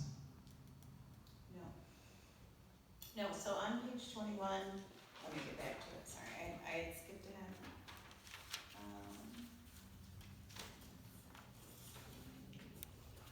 573, Karen. Yeah, thank you. So local community stabilization, monies come from the personal property tax reform. So the state some years ago changed personal property tax, so we have, one under 40,000 Right. pays property tax rate. So they came up with, some replacement funds, and that's what that is. So Okay. that money is set by formula. The state tells us how much goes with each millage. So the general fund gets some, these villages get some, the library gets some, so on and so on. Okay, is that based on population? It's based on a formula that they have, that I have yet to decipher. Obscure, bureaucratic. Then is it state revenue sharing in the general fund, that is the sales tax sharing? It is, yep, it's 574. Okay, so that's the much. Yeah, and that's it, that's the sales and use tax from the state, and part of it's constitutional, part of it's statutory. Is that, it seems like a conservative estimate and the amount that it went up based on the rise in prices. What was your thinking there? So, I downloaded what the state estimated for Okay. next year, and they were not looking very, robust. Maybe So- a decline in purchasing because of increased prices or something? Yes, or maybe the legislature plans on taking more statutory revenue. Right? That includes constitutional and statutory Yes, under it's that both, formula. right? So I see. constitution, we're guaranteed by formula, Yep. population-based, it's all great. Statutory, they can rate, Right. And so since 2000, that's probably gone down by more than half in every community. Right, Yeah. okay. Okay, if there's no more questions on that, we'd like to move to, Fund 401, which is our capital improvements fund, and that is on page 32. Oh, I did wanna ask just briefly, are you planning the same setup for leaf collection for the coming year, under the 204? Yes, Okay, so that increase in wages, or increase in revenue isn't enough to change procedures, add an additional collection? as of right now, no. Okay. No. I was wondering, based on the slight windfall, well, not a windfall, but the good bump there. We're getting there a couple more years, we're still, improving our process. We're about $5,000 every year we're saving, so a couple more years, we'll see what we can do You between. think it might be possible to get the spring pickup back? It's possible. Okay. Okay, so on page 32 for Fund 401, we have a few non-Jason items. The first thing for capital outlay for $30,000, it's also up here. Brandon needs funding for network storage. He's hoping to do it for about $22,000, but we actually don't know what's going to happen with pricing. So he wants to do it for less, but we're planning on $30,000 for network storage. And then last week we had covered that parking lot repair, where we're paying the 2/3 and Tifa's paying the 1/3. And then the rest of these items are Jason items. So we have $50,000 for parks, and that's the bike path repair. And then we have Mill Pond Dam repairs for $129,000. And do you want to speak specifically about anything on the Mill Pond Dam? Yes, so if I may real quick on that, I'll keep it brief. Earlier this year, we had our biannual inspection on the Mill Pond Dam. Eagle has given us a deadline to make those concrete repairs of December 25th.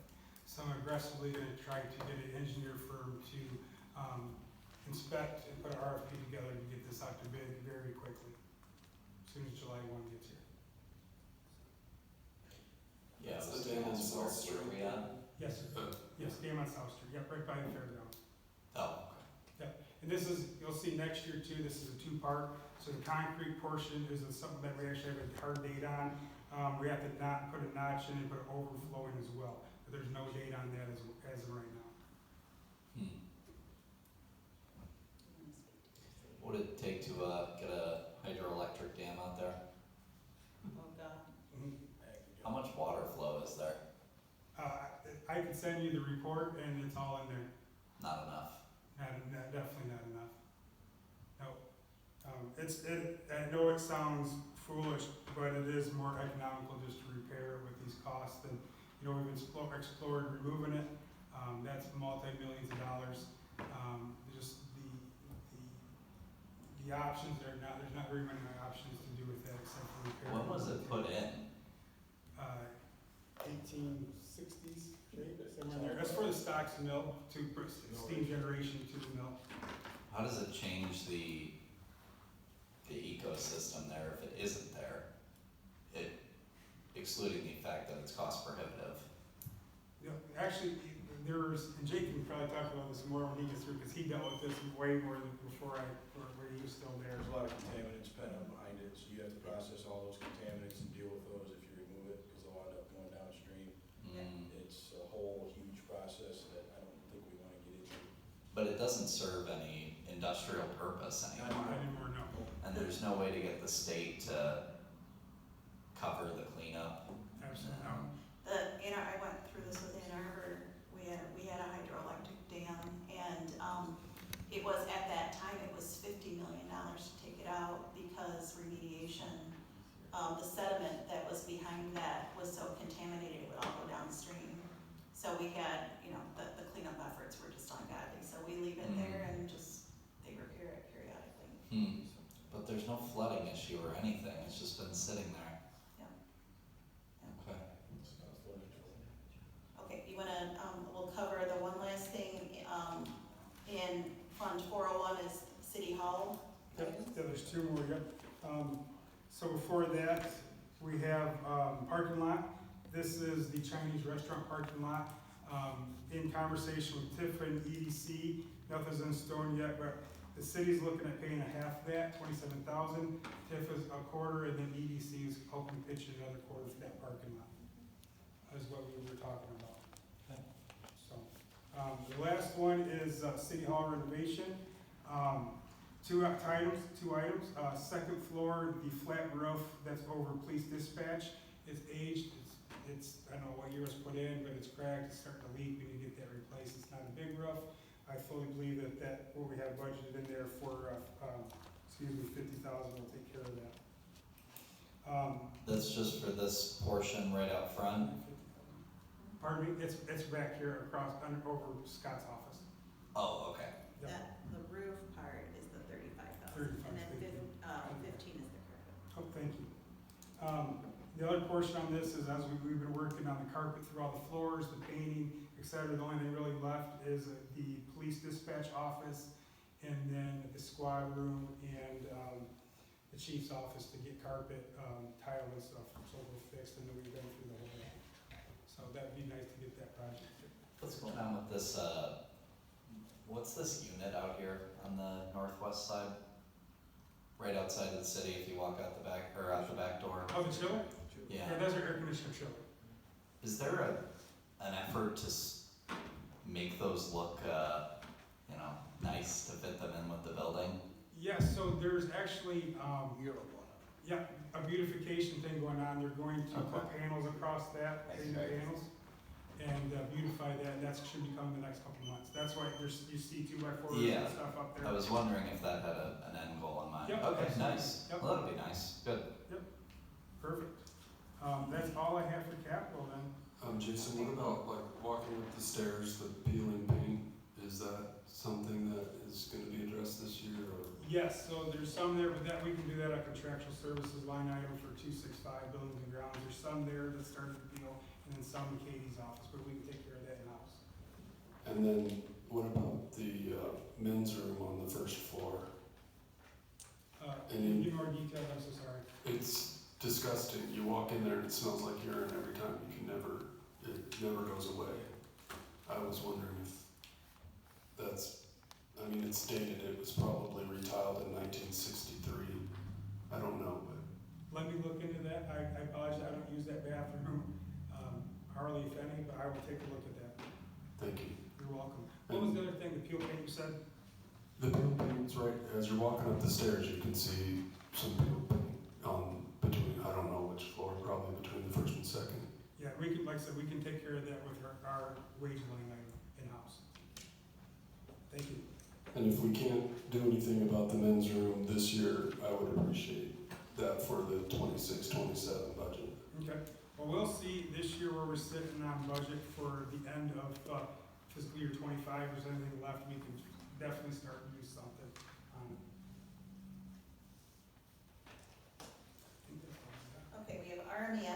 left, it's on page 48.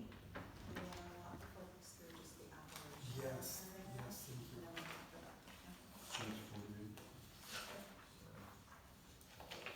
So RMEF fund is the revolving motor equipment fund.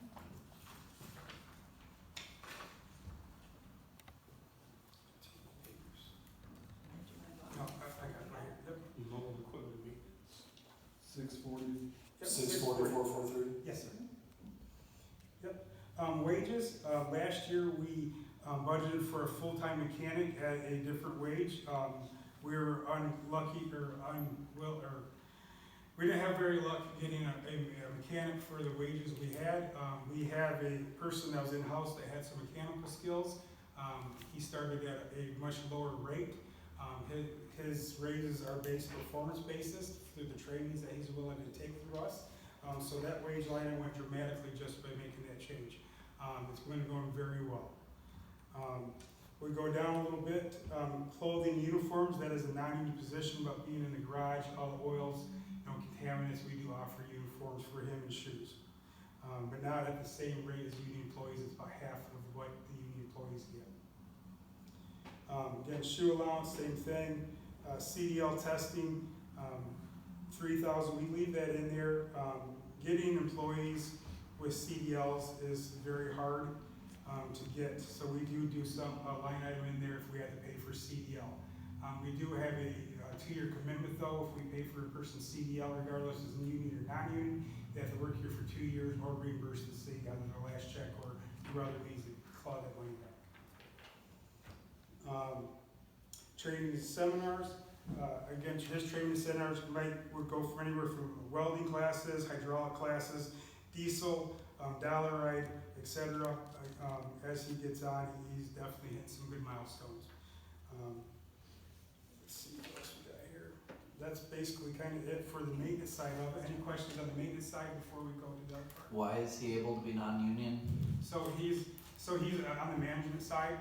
So management side, we don't have any union. Okay, so he's a department head in a He's sense? a department head of himself, correct? Yeah. Okay. Did we used to do vehicle maintenance for BPU? Is that why that line was in there? Yes, which we still do, but instead of line item before, we actually send bill over to them and do an interdepartment transfer. So we still And then they maintain. pay his wages for that time? Yes, sir. So wages, supplies, anything that he uses on that, yes, gets billed directly to BPU. Same as BPU charges us for street light maintenance. We just do interdepartment transfers on all that kind of stuff. Okay, and then contractual services, is that just when there's a fix that he doesn't have the capacity or the Yes. bandwidth for? Yeah, so a little bit more than that. So yeah, anything that's outside of his capacity, and all of our vehicles go through DOT inspections every year. We have a pretty large fleet. They all go out to the school barn. Jeff does inspections on those every year. Could be something from going to Norm's Tires. If we go to Norm's Tires and they change our tires, that goes through contractual services as well. Okay, so the 35,000 is not his wage, that's half or whatever the split is with BPU? Just to backtrack to the bike path repair, is there a rotary fund that helps to swage the cost to that, or is that something? So early on, when we put the budget together, over the last year, I've been talking with Mr. Hill and Mr. Moore about either doing a match for us, if we do 50,000, they're interested in contributing what we put in as well for the 50,000.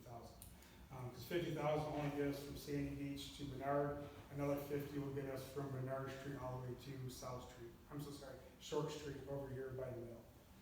So there is talk about doing a match for us. So then help me correct my thinking, I thought that Rotary had already established a fund to help for some maintenance. Am I incorrect there, or? I would have to look into that, I'm not familiar with it. Okay. I believe there is one up there for it, but I think it has some contingencies to it. I'll follow up with that. Thank you. Yep.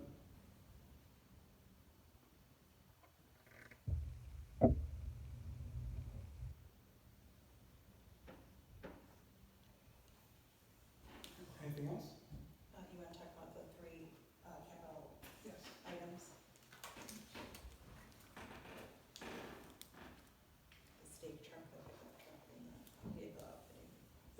So in the next fiscal year budget, we also have some vehicles to replace.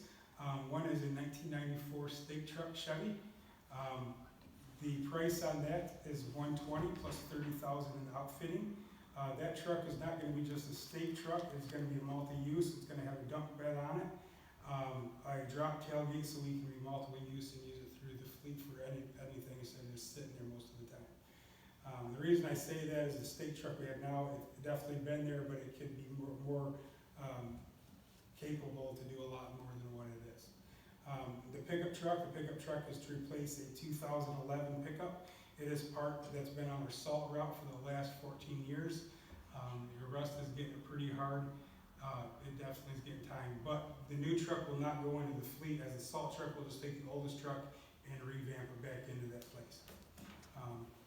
And that is it for those. Because the last one, we didn't take that one, that price one. I have to ask, can you bid locally for that pickup truck, or do you have to go through a certain?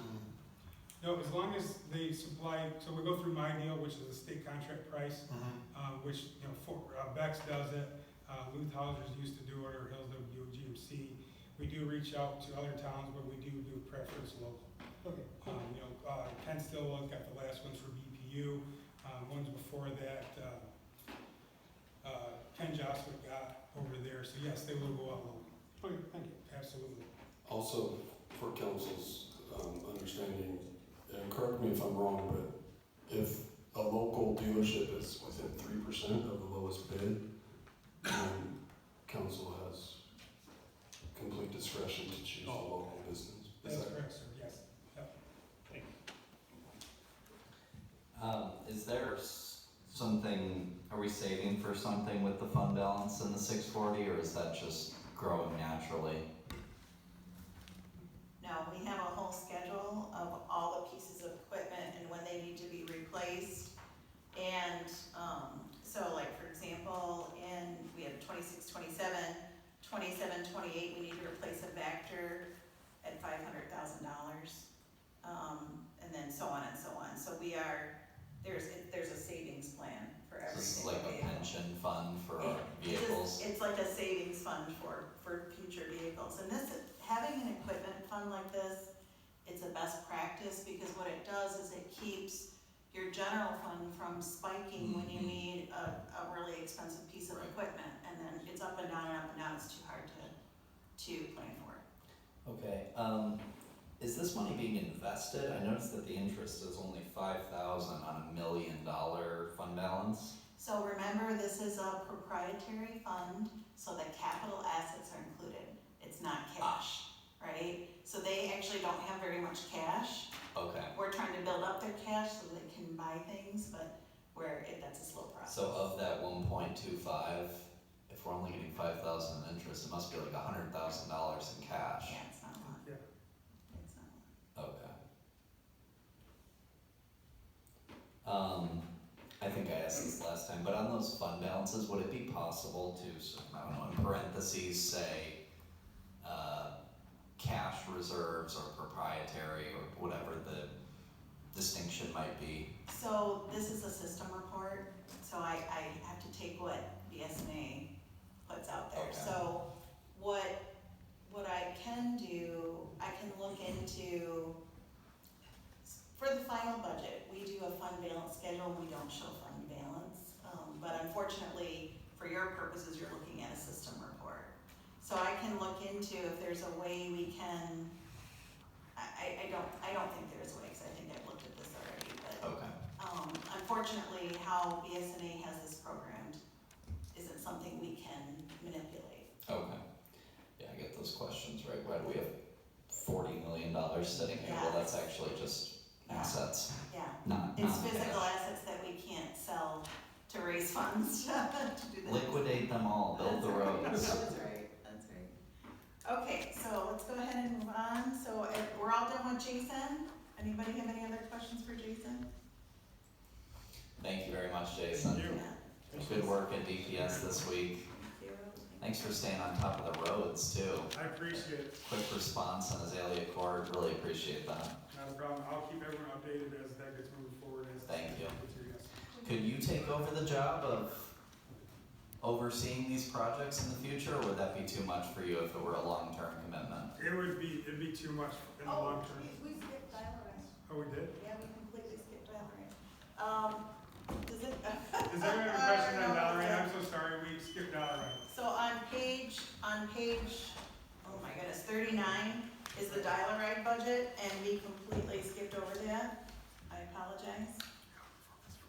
You caught it. This year's too? Right before Jason escaped, I caught it. So dial-a-ride is pretty much status quo. You know, obviously our big push this year is we're looking to get that advertising revenue. And of course we had our fee increases.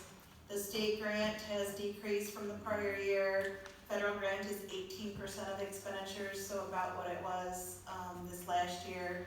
That federal grant that's capital is when we replace a bus. So if we have to replace a bus, they do pay for that, thank goodness. So we are hoping to get that other outside revenue, which will reduce the general fund commitment. And other than that, our wages, all of our items are pretty much the same. If Jason saved a little bit of money here and there. Yeah, wages went down a little bit as we did a crack fill project on the parking lot last year. We did that in-house. That's not gonna happen this year. Yeah, really, it's pretty, within a few dollars every year. That one's pretty consistent. Are we required to purchase those specific buses that we have through the contract, or? Yes.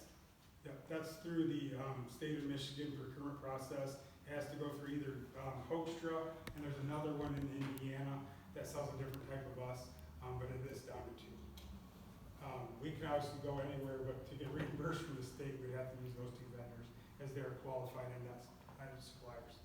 I was just wondering if the ridership demand was low enough to maybe we could have at certain times a more fuel efficient, smaller bus, if that was even a consideration. Oh, they have those as well, yes.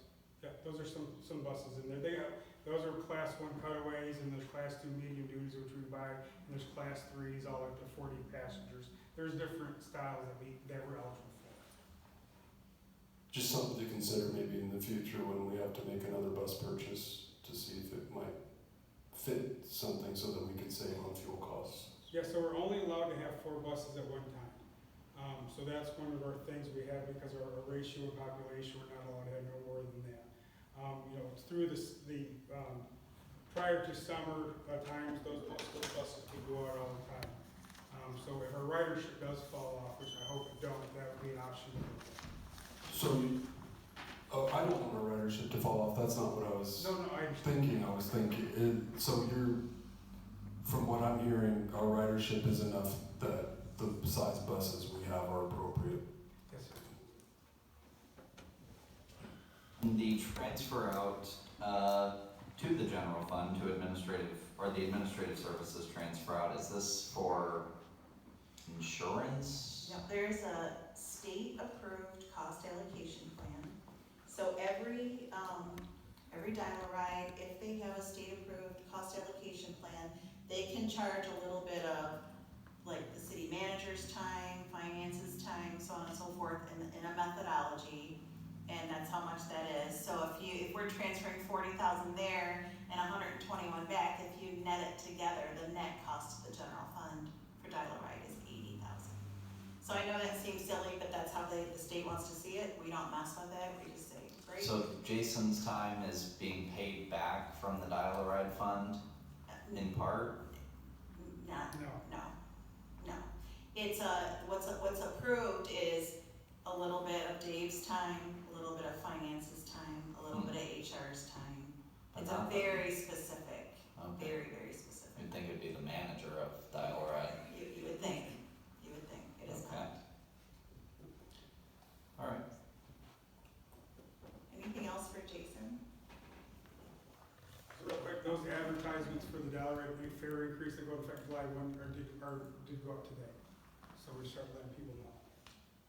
So Oh, if you guys get any calls or anything, they did go out to Isabel today. any more luck on the advertising? No, so we've officially called over 85 people. Some people are interested, but no one has actually committed yet. Dang. Okay, good luck. So we have a spreadsheet going and we're updating it weekly. Okay. Thank you. Thanks, Jason. Thank you. Okay, so, we don't have Jeff with us tonight, so Dave and I are playing the part of Jeff tonight. So on the sewer side, Dave, do you wanna just jump in if I say anything crazy? Yep. All right. So sewer was, remember, we have no rate increase on the sewer side. So their revenue was 3.8 million last year, or in the budget. We had 690,000 was a federal grant. So the increases that you're seeing on revenue, it's just really a shift of between residential, commercial, apartments and so on. So, but there's no actual rate increase scheduled for sewer. What page are we on? We're on page, thank you.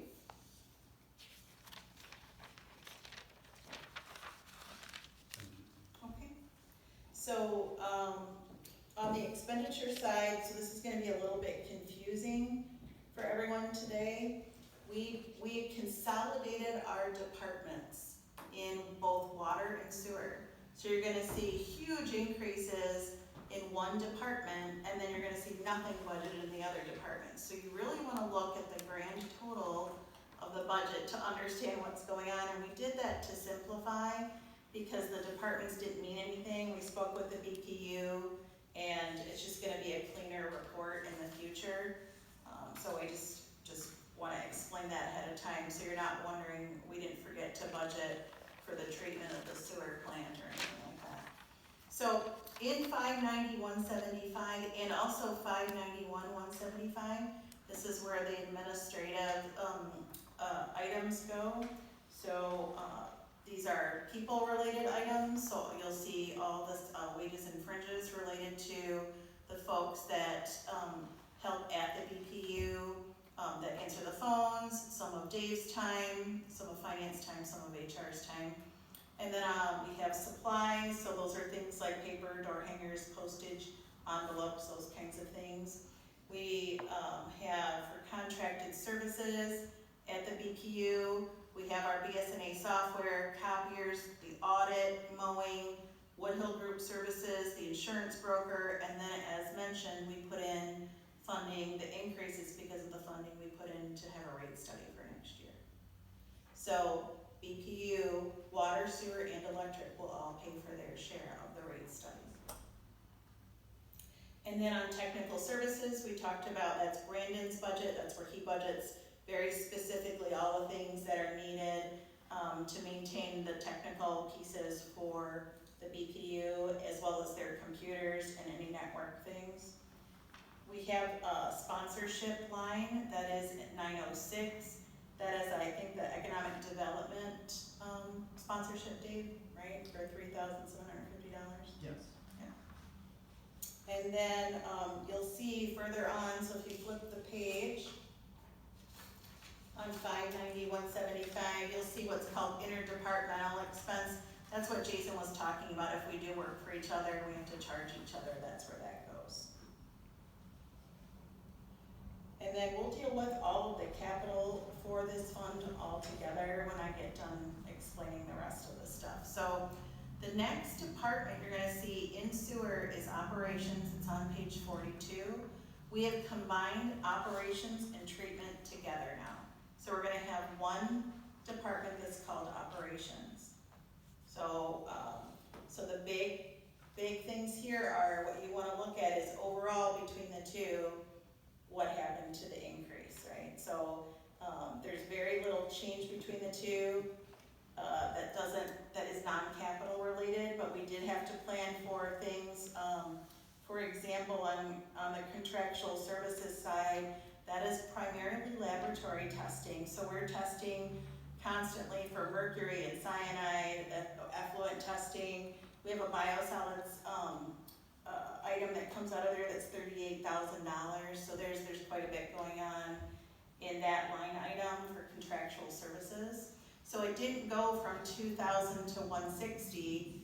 You take the 2,000, you go to the next department, and you add in the 150, it went from 152 to 160. Does that make sense to everybody, what we did? Okay. And then, in the future years, it'll obviously be more comparable, and it will be easier for everyone to follow. Is there a requirement that once a line is killed, it stays for a certain period? Or even a fund? So, there's not a requirement, but it would skew the history. If we got rid of the lines, then your totals wouldn't be right in historical, right? So that's why we keep those lines. Okay, so treatment will stay there for 4 or 5 years until the history is sort of rebuilt? Yeah. Okay. Yeah. We can fix 24, 25 while the fiscal year is still open. We can actually do a journal entry to move it all into the right spot. And so we can fix this year because this year is still open, like at the very end of the year, right before the audit. What we can't do is fix 23, 24, and 22, 23. Right. Those years are done. Any questions on that information? Okay, so then on the capital side of things here, let's go on to this next tab. We have,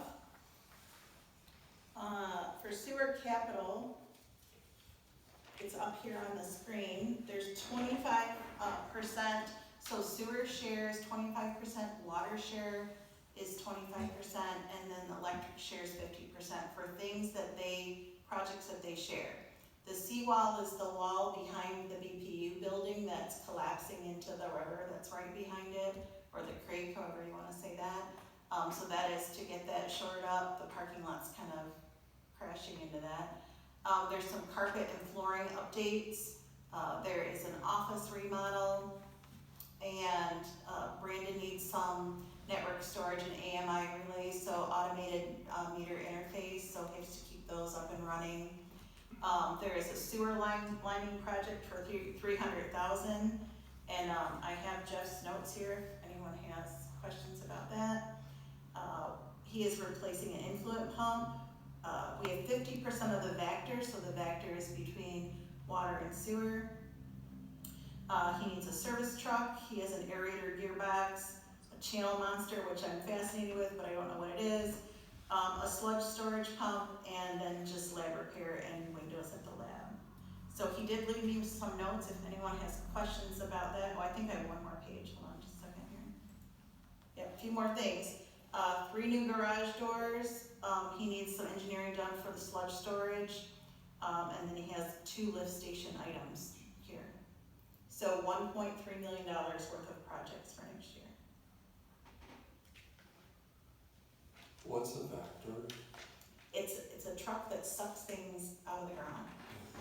That's the big truck that they use when they go to a top manhole cover and go down and suck all the stuff out of it. That's a technical term. Soft excavator. And the channel monster, isn't that something that goes into the sewer and just kind of chews up all the stuff that shouldn't be there? It's a shredder that goes in the inlet works where all the sewage comes in, it all has to run through there, it shreds everything. 2x4s will go through it, turn up, come out the tub. Okay, so we want that working. Where was the sewers capital outlay paid from prior to this fiscal year? Okay, so this is a basis of accounting issue, right? So we budget the capital outlay, but when in a proprietary fund, when you buy a piece of equipment that's capital, it's actually an asset. So it's never expensed, right? It's not an expense, it goes directly into an asset.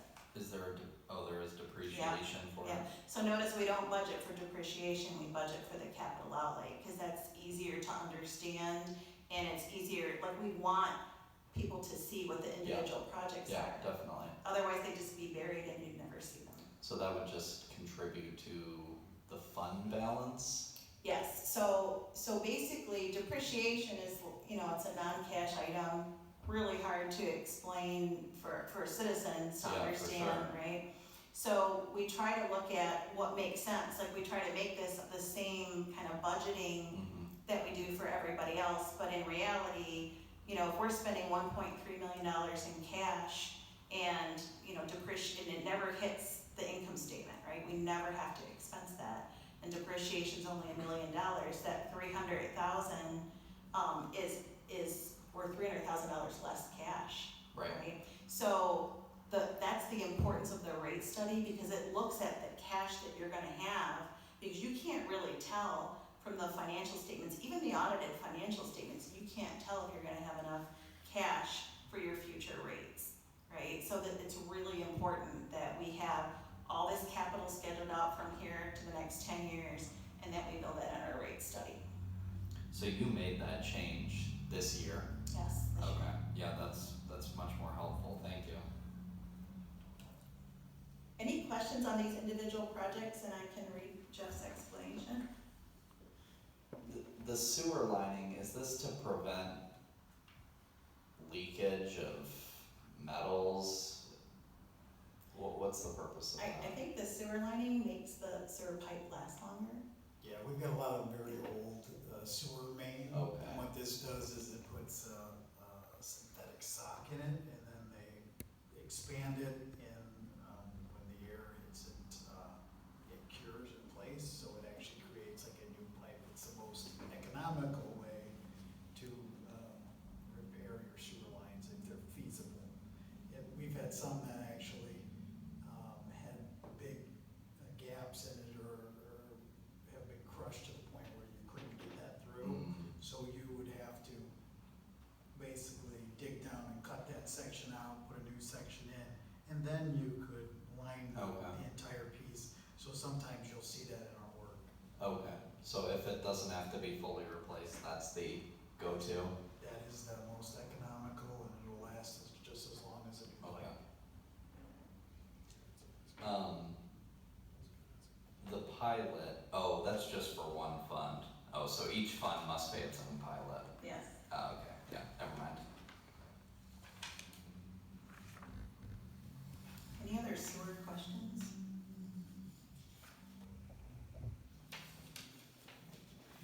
Okay, so if we move on to water, that is on page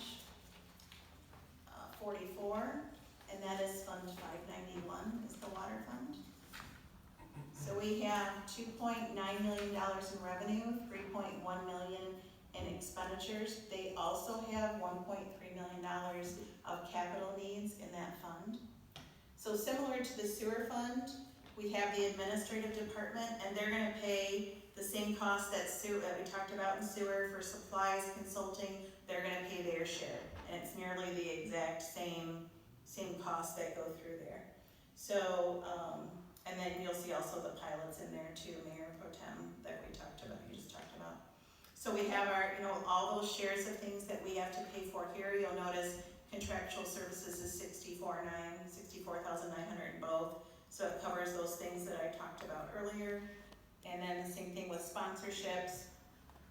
And then when you get to the next page, we consolidated the production, the distribution, and the purification into one department and called it production. So we're no longer gonna have production, distribution, and purification. And so the big deal here is, that production budget is relatively small in comparison to the projects that we have. So a lot of capital outlay, and then we're gonna continue to see lead services until we comply with the state of Michigan on lead service lines. So that might take a little bit of time. Yeah, I think they've got that, they give you 20 years. Alright, so we'll be talking about this for a while. Why is it a new line item? So it's not new, it was budgeted in one of those departments that we're getting rid of, so. Oh, some of the lines were transferred. Yes, Oh. yep. So it was previously if you look on page 46, it was in 591, 544, 000, 930, 990. So this year's budget was 340. We spent 313 the year before, 181 the year before. So we're just moving it to consolidate all those departments. Okay, and then, so for things like supplies, there's a bunch of separate line items, Yes. and you just put that into chemicals, so some of them are wholly new lines and others are consolidated. So the supplies, yeah, so sorry to make it more complicated, supplies are the things like what we talked about, the door hangers, the paper, the postage, you know, those kinds of things are in supplies.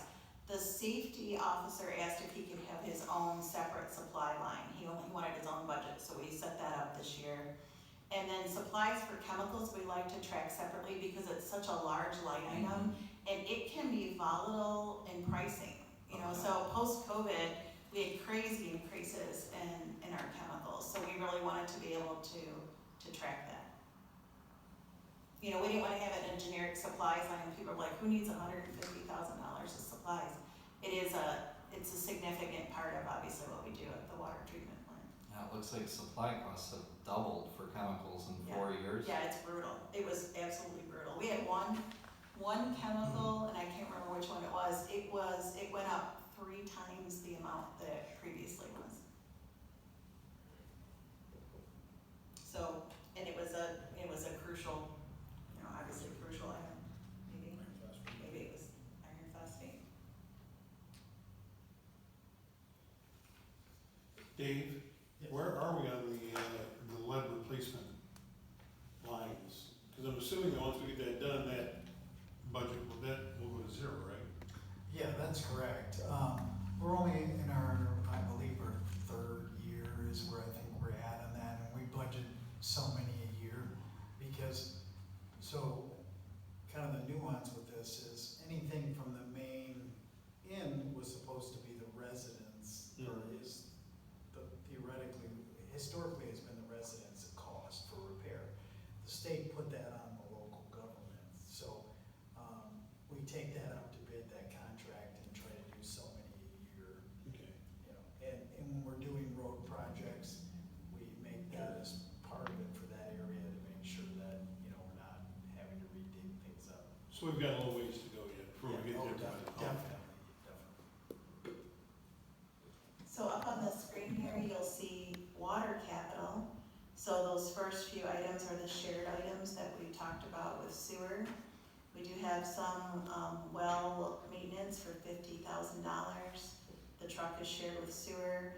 Distribution system improvements, I do have some notes here, but basically it says mains, valves, and hydrants. So that's what we get for distribution system improvements. Half of the Vector that we've talked about before, we replace a certain number of water meters that have to be replaced and the notes that go with them to make sure we can continue to read those. Tower inspection, plant piping. Let's see, for plant piping, the effluent piping is 25 years old, has quite a bit of iron buildup, and the valves do not operate well. So the valves, obviously, you go to shut off the water, that valve breaks, then you go down to the next one and that one breaks, and then you have a series of broken valves and water's still going everywhere. So it's important to be up on those. We have a compressor for $48,000. Jeff wants to know that it's used. It's a big help to get dirt out of the valve boxes, and our current one is over 30 years old. And then the valve turning trailer is another really important item. So there's 600 valves in the system. If you have to manually turn the valves yearly, because that's part of the maintenance, you can imagine what that takes. This actually goes and turns those valves for you. So they just replaced 75 valves, and part of that reason is that they didn't have the right maintenance on those because they weren't doing the valve turning. So they put in a valve turning trailer for this year. And as a reminder, the BPU they've seen this budget and they recommended the approval to City Council for both water, sewer, and then also for electric. Any questions on water capital or water budget? All right. So Jake stayed with us. He has a lot of staying power here tonight, so thank you, Jake. Page 36 is the electric budget, and we're gonna start on that. And that's gonna be our last one for tonight. So on the electric budget, again, we're on page 36 for folks. The revenue is primarily rate revenue, as you would expect. So almost $15 million in rate revenue for electric. The largest item that we are paying for out of electric operations is purchase power, right? So we have, I think that's a $10 million line item. And then we have their share of admin and then also their capital outlay. So Jake, if you want to walk folks through what you got. Yeah, so like Karen said, we combined departments, so you'll see a lot of those same things that she just spoke of. Some of the simple ones were like uniforms at the power plant for those employees versus uniforms for linemen. We just combined those together. Most of the ones from the production side were combined with areas of distribution. I can walk down through these. I'm going to hit the high spots essentially. Karen mentioned already the purchase power being one of the largest at basically $10.6 million. Fuel and lubricants, another one combined, that's fuel for trucks. You'll see some other things in here for production, which includes fuel for the generators at the lake. There's gas and diesel both for those, depending on the situation. We may have to run them on diesel only. Looking down through, and the final one I'll call your attention to would be tree trimming. We've put in about $250,000 the last couple of years. We haven't spent all that yet because our contractors are still dragging their feet to finish that, but we are putting $350,000 in this year to start addressing basically a quarter of our distribution system. Trees are our biggest outage cause, followed by squirrels. So trees we can do something about, squirrels we can't do a whole lot, so we're attacking the trees. Was it consistent, I don't have the older budget here up, that 15,000, 20,000 was being spent on tree trimming previously? No, so what's I meant, 2 years ago we budgeted, I believe, 250,000. Ashland still hasn't completed that work, so we haven't paid them a penny yet. And then last year's work, or this current year's CHOP, they are almost done, so we'll finish paying them about 200,000 to do that. Okay. Those are our two halves of our transmission, so those are still pending from the previous 2 years being carried over. Was that, in 22, 23, was that coming from a different line then? It's under distribution, only 26,034 was spent in 22, 23? Correct, that's all we've spent so far. We still have Ashland working from the end Oh, of I that see, budget. that's the actual We activity. Still haven't paid them because they haven't completed the work. Oh my, Yes. It's gotten drug on quite extensively. And the new vendor is already almost finished. The new vendor that started over a year and a half later is almost done. They started January 7th and they'll be done probably this week, if not. They might already be done. okay. And then will those lines be updated for previous budget years, or will all of that come into the current budget year for spending? It'll all hit the current, correct, Karen? For Aspen. For tree, yeah, that all hit this year. If they finish before June 30, it'll hit this fiscal year. Okay, so that could be $500,000 or something once that's all paid out? Yep, you're gonna probably show that line quite a bit over budget when we pay these two contracts out, but it was all budgeted in those previous years. Right.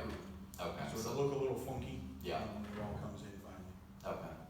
Is there a reason that Asplund hasn't finished? I mean, have they given you, I think we're on our 6th supervisor that they've had, and we've had crews here from as far away as Texas.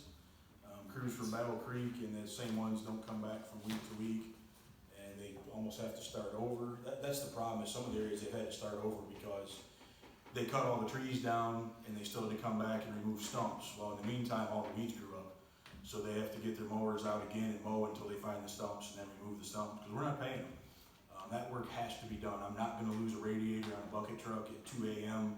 when half the city's without power. So we're gonna hold their feet to the fire and make them complete that per the contract, which is why we haven't paid them. Bob, they are a very large company and we are a very small Correct. customer. So we've just been kind of pushed to the side, but they've done all this, the work they have done, they haven't been paid anything for. Nope. So at some point they will finish it or write it off, I suppose. the 26,000 you referenced, Mr. Palladino, that was, most of that probably was combo work that I joined forces with Jason. It's probably our half of the tree that I helped with him. Okay, That's all that got charged there. so you pay out to DPS? Or I paid a contractor directly, Okay, half of it, or Yeah. what have you, so. Yeah, okay. we join forces regularly for stuff like that. Is there any language in the contracts, like, must be completed by, or is there any way we could, you know, have breach of contract and get another vendor to, complete the work? Yes, we could. Yeah, there's a liquidated damages clause in the contract. My experience with those have not been great. But we probably could bring on someone else. What's really going on is since Chop is doing the other half that's performed very well, they've tied up my staff for that inspection. Ashwood has been here very little, so we've just focused on the good contractor and letting them get finished and get done, and then we intend on, I guess for lack of a better term, putting our foot up the rear of Ashwood to get them to finish. When we can focus I have one guy dedicated to that. He can refocus back on Ashwood is the intention. Well, I would appreciate you doing that, and if they're unresponsive, maybe finding an alternative way to get the work done. I will add, part of the reason why we haven't lit a fire is because they did most of the tree removals, which is the issue with our outages.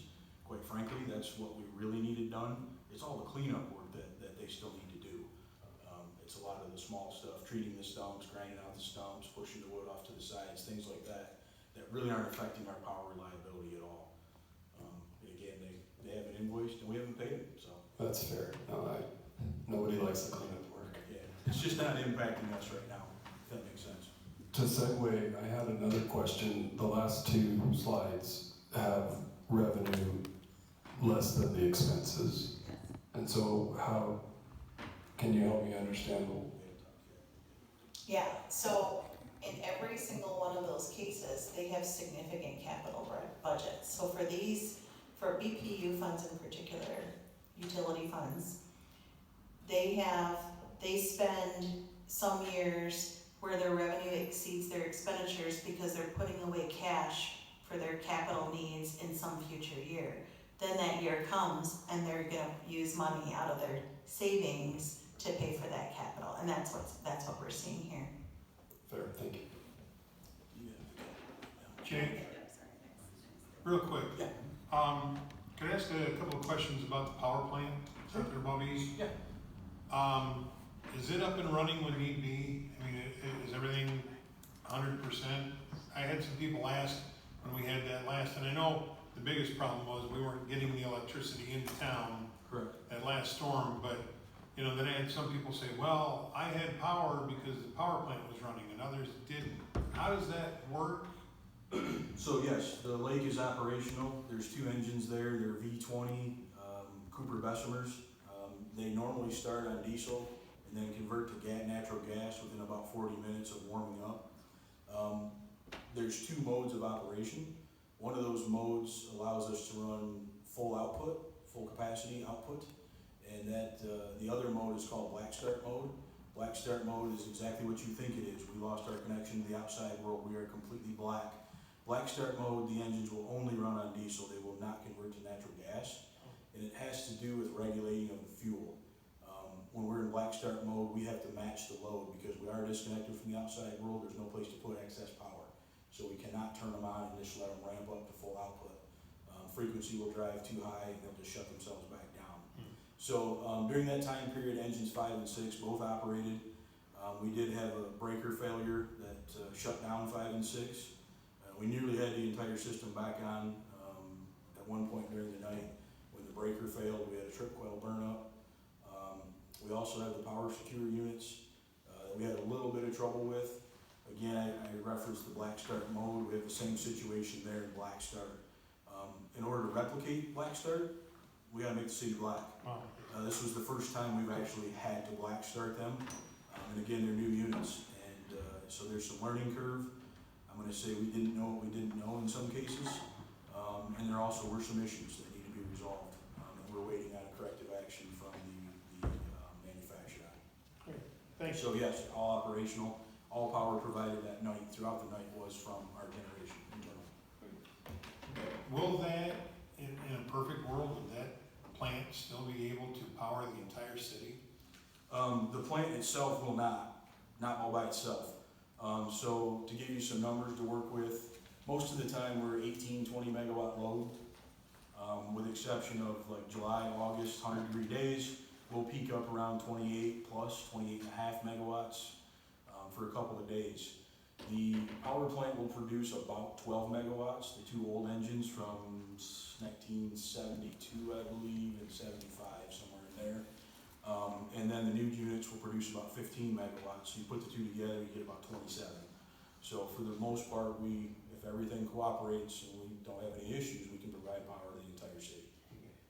And just so that if people are watching and stuff, just so that they can feel assured, unlike other utilities that may service parts of Hillsdale County, the BPU, and maybe Dave can answer this, doesn't anticipate doing a thing during the summer where they raise the rates between 2 and 7 p.m. and charging you more for just because it's hot out.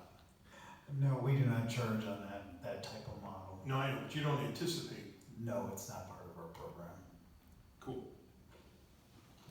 Also, just want to mention that Mayor Pro Tem has asked about doing a tour like we did with the water and sewer, and Jake's going to be getting out to you guys a date, a potential date, probably next, the first of the week, I imagine. So. You know, Mr. Palladino, I've been thinking about that, and I really think since the 9 of us have to, talk about each department, I wouldn't oppose going everywhere. I mean, going out to the airport, since we're talking about the airport, and, going out to the parks if need be, and seeing what they're talking about, kind of taking a trip every now and again, just to see what we're eventually going to vote on, instead of just getting paperwork and saying, here's what they plan on doing. That way that gives us an opportunity to see exactly what that department head is talking about. Yeah, Dave and I have talked about a more systematic way of doing this, and I think he's planning on implementing that in the next budget year, hopefully having it available to citizens as well. And I think the idea is basically on a rolling year basis, being able to tour most of the major facilities every year. I think it's a great idea. I think it'd be very helpful. There's so many of these line items where the questions would sort of come up more naturally as you're looking at the facility.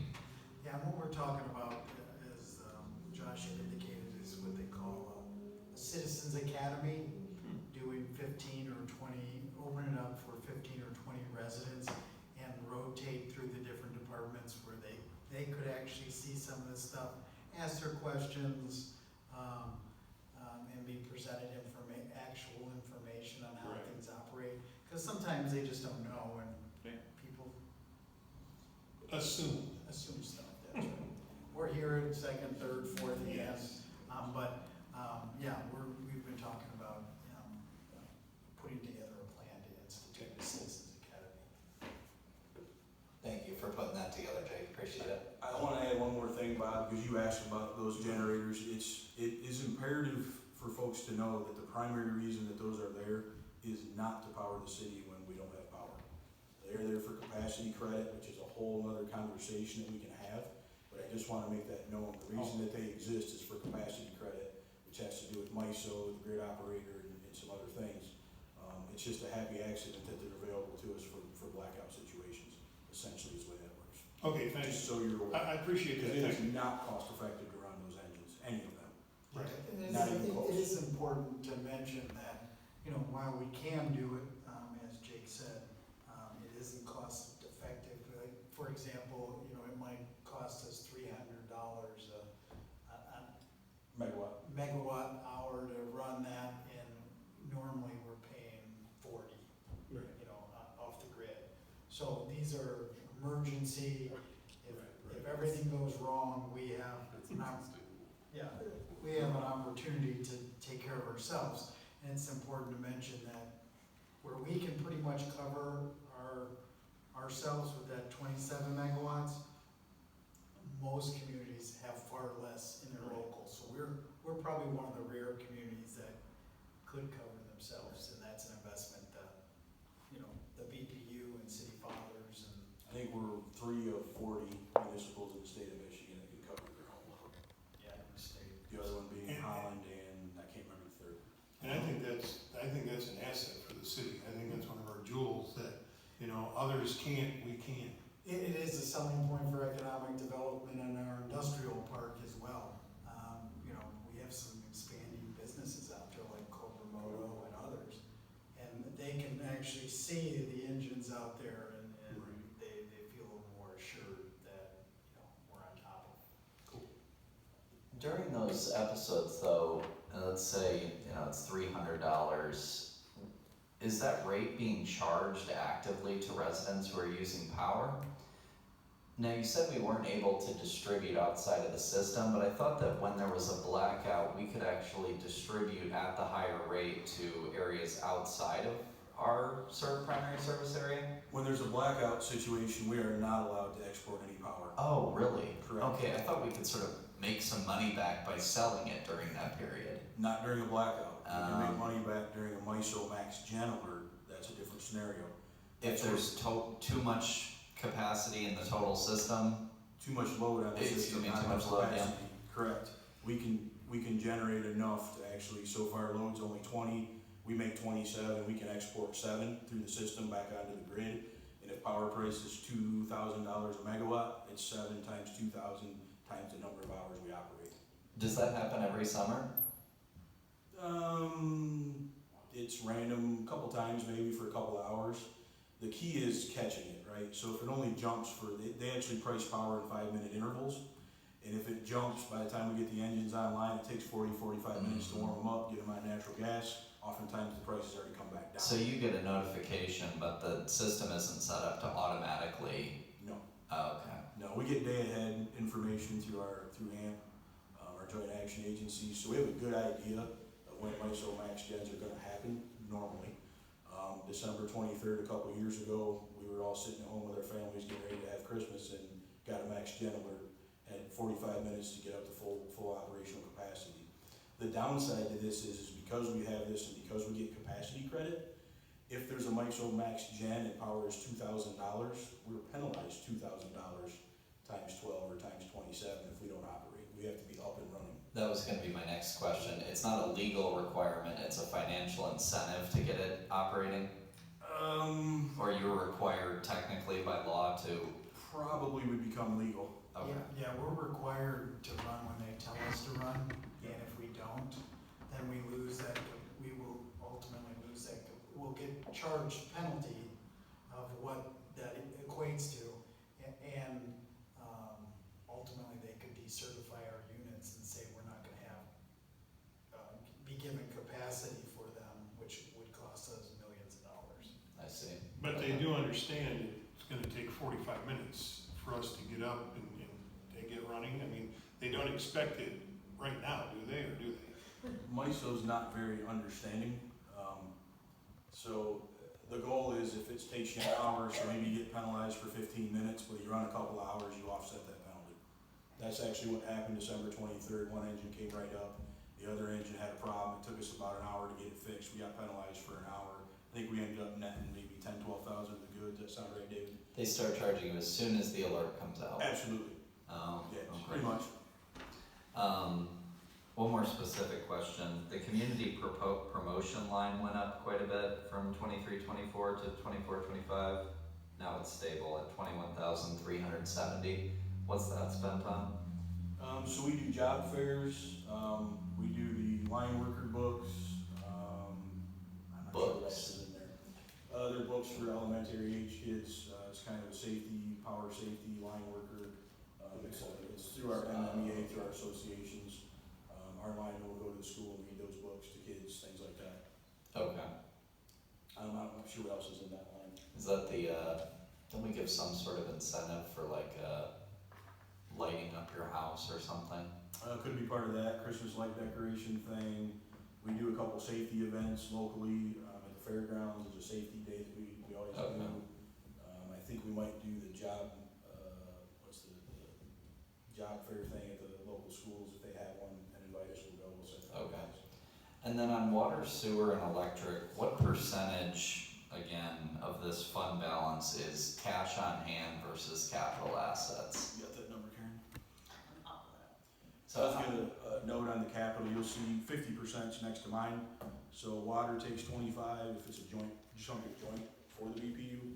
Water will take 25, sanitary takes 25, and I take 50. I So think that's why he's- you'll see that. I think you're asking how much of the, Yeah, Karen, I was just. But yes, that is helpful too, but yes, that's He's right too. spelling for me until I. Okay. So I guess I'm just curious, cause if we, let's see, you're projecting that we're gonna take a $1.1 million hit in the fund balance. Is that a substantial hit to the cash reserves? Is that taking into account depreciation of assets? so that is something that on a monthly basis, when the BPU meets, they have all those reports that Oh, okay. Karen does put together for them to go through as well. And then we have the reserve requirements outlined, each individual specific capital outlay item, how much has been spent in that item, and ultimately how much we have on cash on hand. Okay, I need to attend BPU meetings. There's some really nice detailed reports that talk about cash reserves and do we have enough for capital? And that's how we make sure that we keep on top of our cash for capital. So to put some things in perspective, for the June 30, 24 audit, cash in the electric fund was $8.2 million, and we owed another $1.7 million in liabilities. So if you net those two, you're maybe looking at $6.5 million in available cash, and the total net position was $26 million. So about 25% of it is actually spendable, right? Does that Okay. make sense? Yep. And then on the sewer side, the sewer had $1.3 million in cash. They owed $847,000 in current liabilities. So they had, so let's say they had $500,000 on hand, and their fund balance was $11 million. Okay. So it's very, it doesn't look as good as it does if you just look at the whole number, right? And then water, so water had $1.16 million in cash. They owed $258,000, so they had about $800,000 in cash.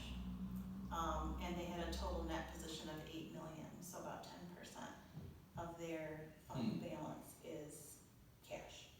Okay. It says that water's may be projected to make $100,000 in interest on $800,000 in cash. So they had, so they had, they also have, so, yeah, let me get back to that. So they have, Investments and cash? well, no, so. Sorry. Yeah, no, it's okay. So they have to keep $1.3 million in restricted cash for their bonds. So we have, when you sell a bond, you have requirements in your bond ordinance that talk about how much you have to set aside for restricted cash. Also, at the time that this audit was happening, they had some money left from their bond that we can't count as our cash to spend. It's cash that was set aside from the bond, and we have to finish spending it on the capital that we promised we were gonna spend it on. So that's a little bit different, right? So they did make some money on interest, and we do get to keep that money. That was the interest for the Westwood project, both water and sewer had interest. I think it's important also to mention that while the electric side might have $6 million or 6.5, we'll buy a transformer or a piece of equipment that will be $3 million. So there's very, very large expenditures, and typically you have to order them almost a year in advance. 3 years in advance. Since COVID, the wait times. I'll get that instrument with capital, yeah. Does that answer your question about what's happening with cash versus total? Yeah, I think so. Yeah, I'm just curious, if the So capital outlay takes $1 million out, is that a substantial hit, or it doesn't sound like it's, So a it huge takes problem. away the cash, but we're Right. planning for that, remember, Yeah, years right. in advance. So we have very complex plans revolving around these funds that you don't necessarily have to do for general funds, right? Because we don't have the ability to set rates in the general fund and raise Right. revenue, right? Okay, The so- reports in the BPU packet, outline each, utility and the detail of what Of the cash cash they have on hand, and Okay. what their expenditures are. Okay, I'll have to look at that. You add up all those fund balances, it looks like we have $50 million, but actually the BPU is worth $50 million or something like That's that. right, yeah, so net worth versus having cash to spend is two different things, Yeah. right? So if we have our checkbook, so this is gonna date me, so I'm 55 years old, right? So anyone that's under the age of 40, don't listen to this. So if you have your checkbook and you're writing down the checks and you're paying your mortgage and your utilities and your car note, your checkbook tells you how much cash you have to pay for things. If you put in the value of your house less the value of your mortgage and the value of your car less the car note, and then you have your net worth. But does that tell you how much cash you have to pay your bills? No, it doesn't. So that's how we're making that distinguishment. We have to know how much our net worth is, right? Because that's the system that we're trying to make sure that we're staying above water, Mhm. right? No pun intended. And then we also have to make sure we have cash to spend on our bills and the things that we have to do. And again, that's a system thing, there's no way to separate out cash fund balance, investment fund balance, asset fund balance. No, I mean, in the audit, it does have, you'll see two different breakouts, right? One, and it'll say your net position Yeah. that's invested in capital assets versus your unrestricted net position, right? It doesn't necessarily mean it's all spendable cash. It could be receivables, it could be all these other things that are going on. The unrestricted net position could be money we plan to take in for, It could be money that people owe us Yeah. on their bills, right? Those kinds of things. So it's not necessarily liquid. Also inventory, prepaid items. I mean, there's all this stuff that goes into it, so. okay, thank you. One last thing, I just wanted to add, and this isn't necessarily in any of these three utilities, but it's the storm or the St. Joe culverts that we've talked about. We did get it submitted for a senatorial earmark for both Peters and. Oh, good, Yeah, so we put it in both. Great. They said we were allowed to, and we, it was almost six, with the three, the cost is almost $6 million. Okay, So we did get those submitted. great, thank you for doing that. We'll see what happens. That's how we got our street, so if you don't submit, you're 100% not gonna get it. So we'll see what happens. Great, thank you. Anything else? Want me to move on to capital? Oh goodness, we still have on capital. Yep. I'll touch on the seawall briefly. Essentially, we're losing our building into the river, the north side of our building. And the real caveat to that is Jeff has a 30-inch sanitary main that's between the building and the river that's partially exposed. We need to stabilize that bank and not lose that 30-inch line and also not lose the rest of our parking lot. So that's what that's all about, is do a steel seawall there along that north property line to protect us from the river. Is that gonna affect properties? There are some properties on Union that seem to be very close. It's all on our property frontage, we're just It's gonna all do the south yours. side of the river along our frontage, just to keep our building and parking lot from Okay. eroding away. So other homes, are they responsible from preventing their homes from going into the river? Yeah. Oh, Jason's just responsible for keeping it clean. okay.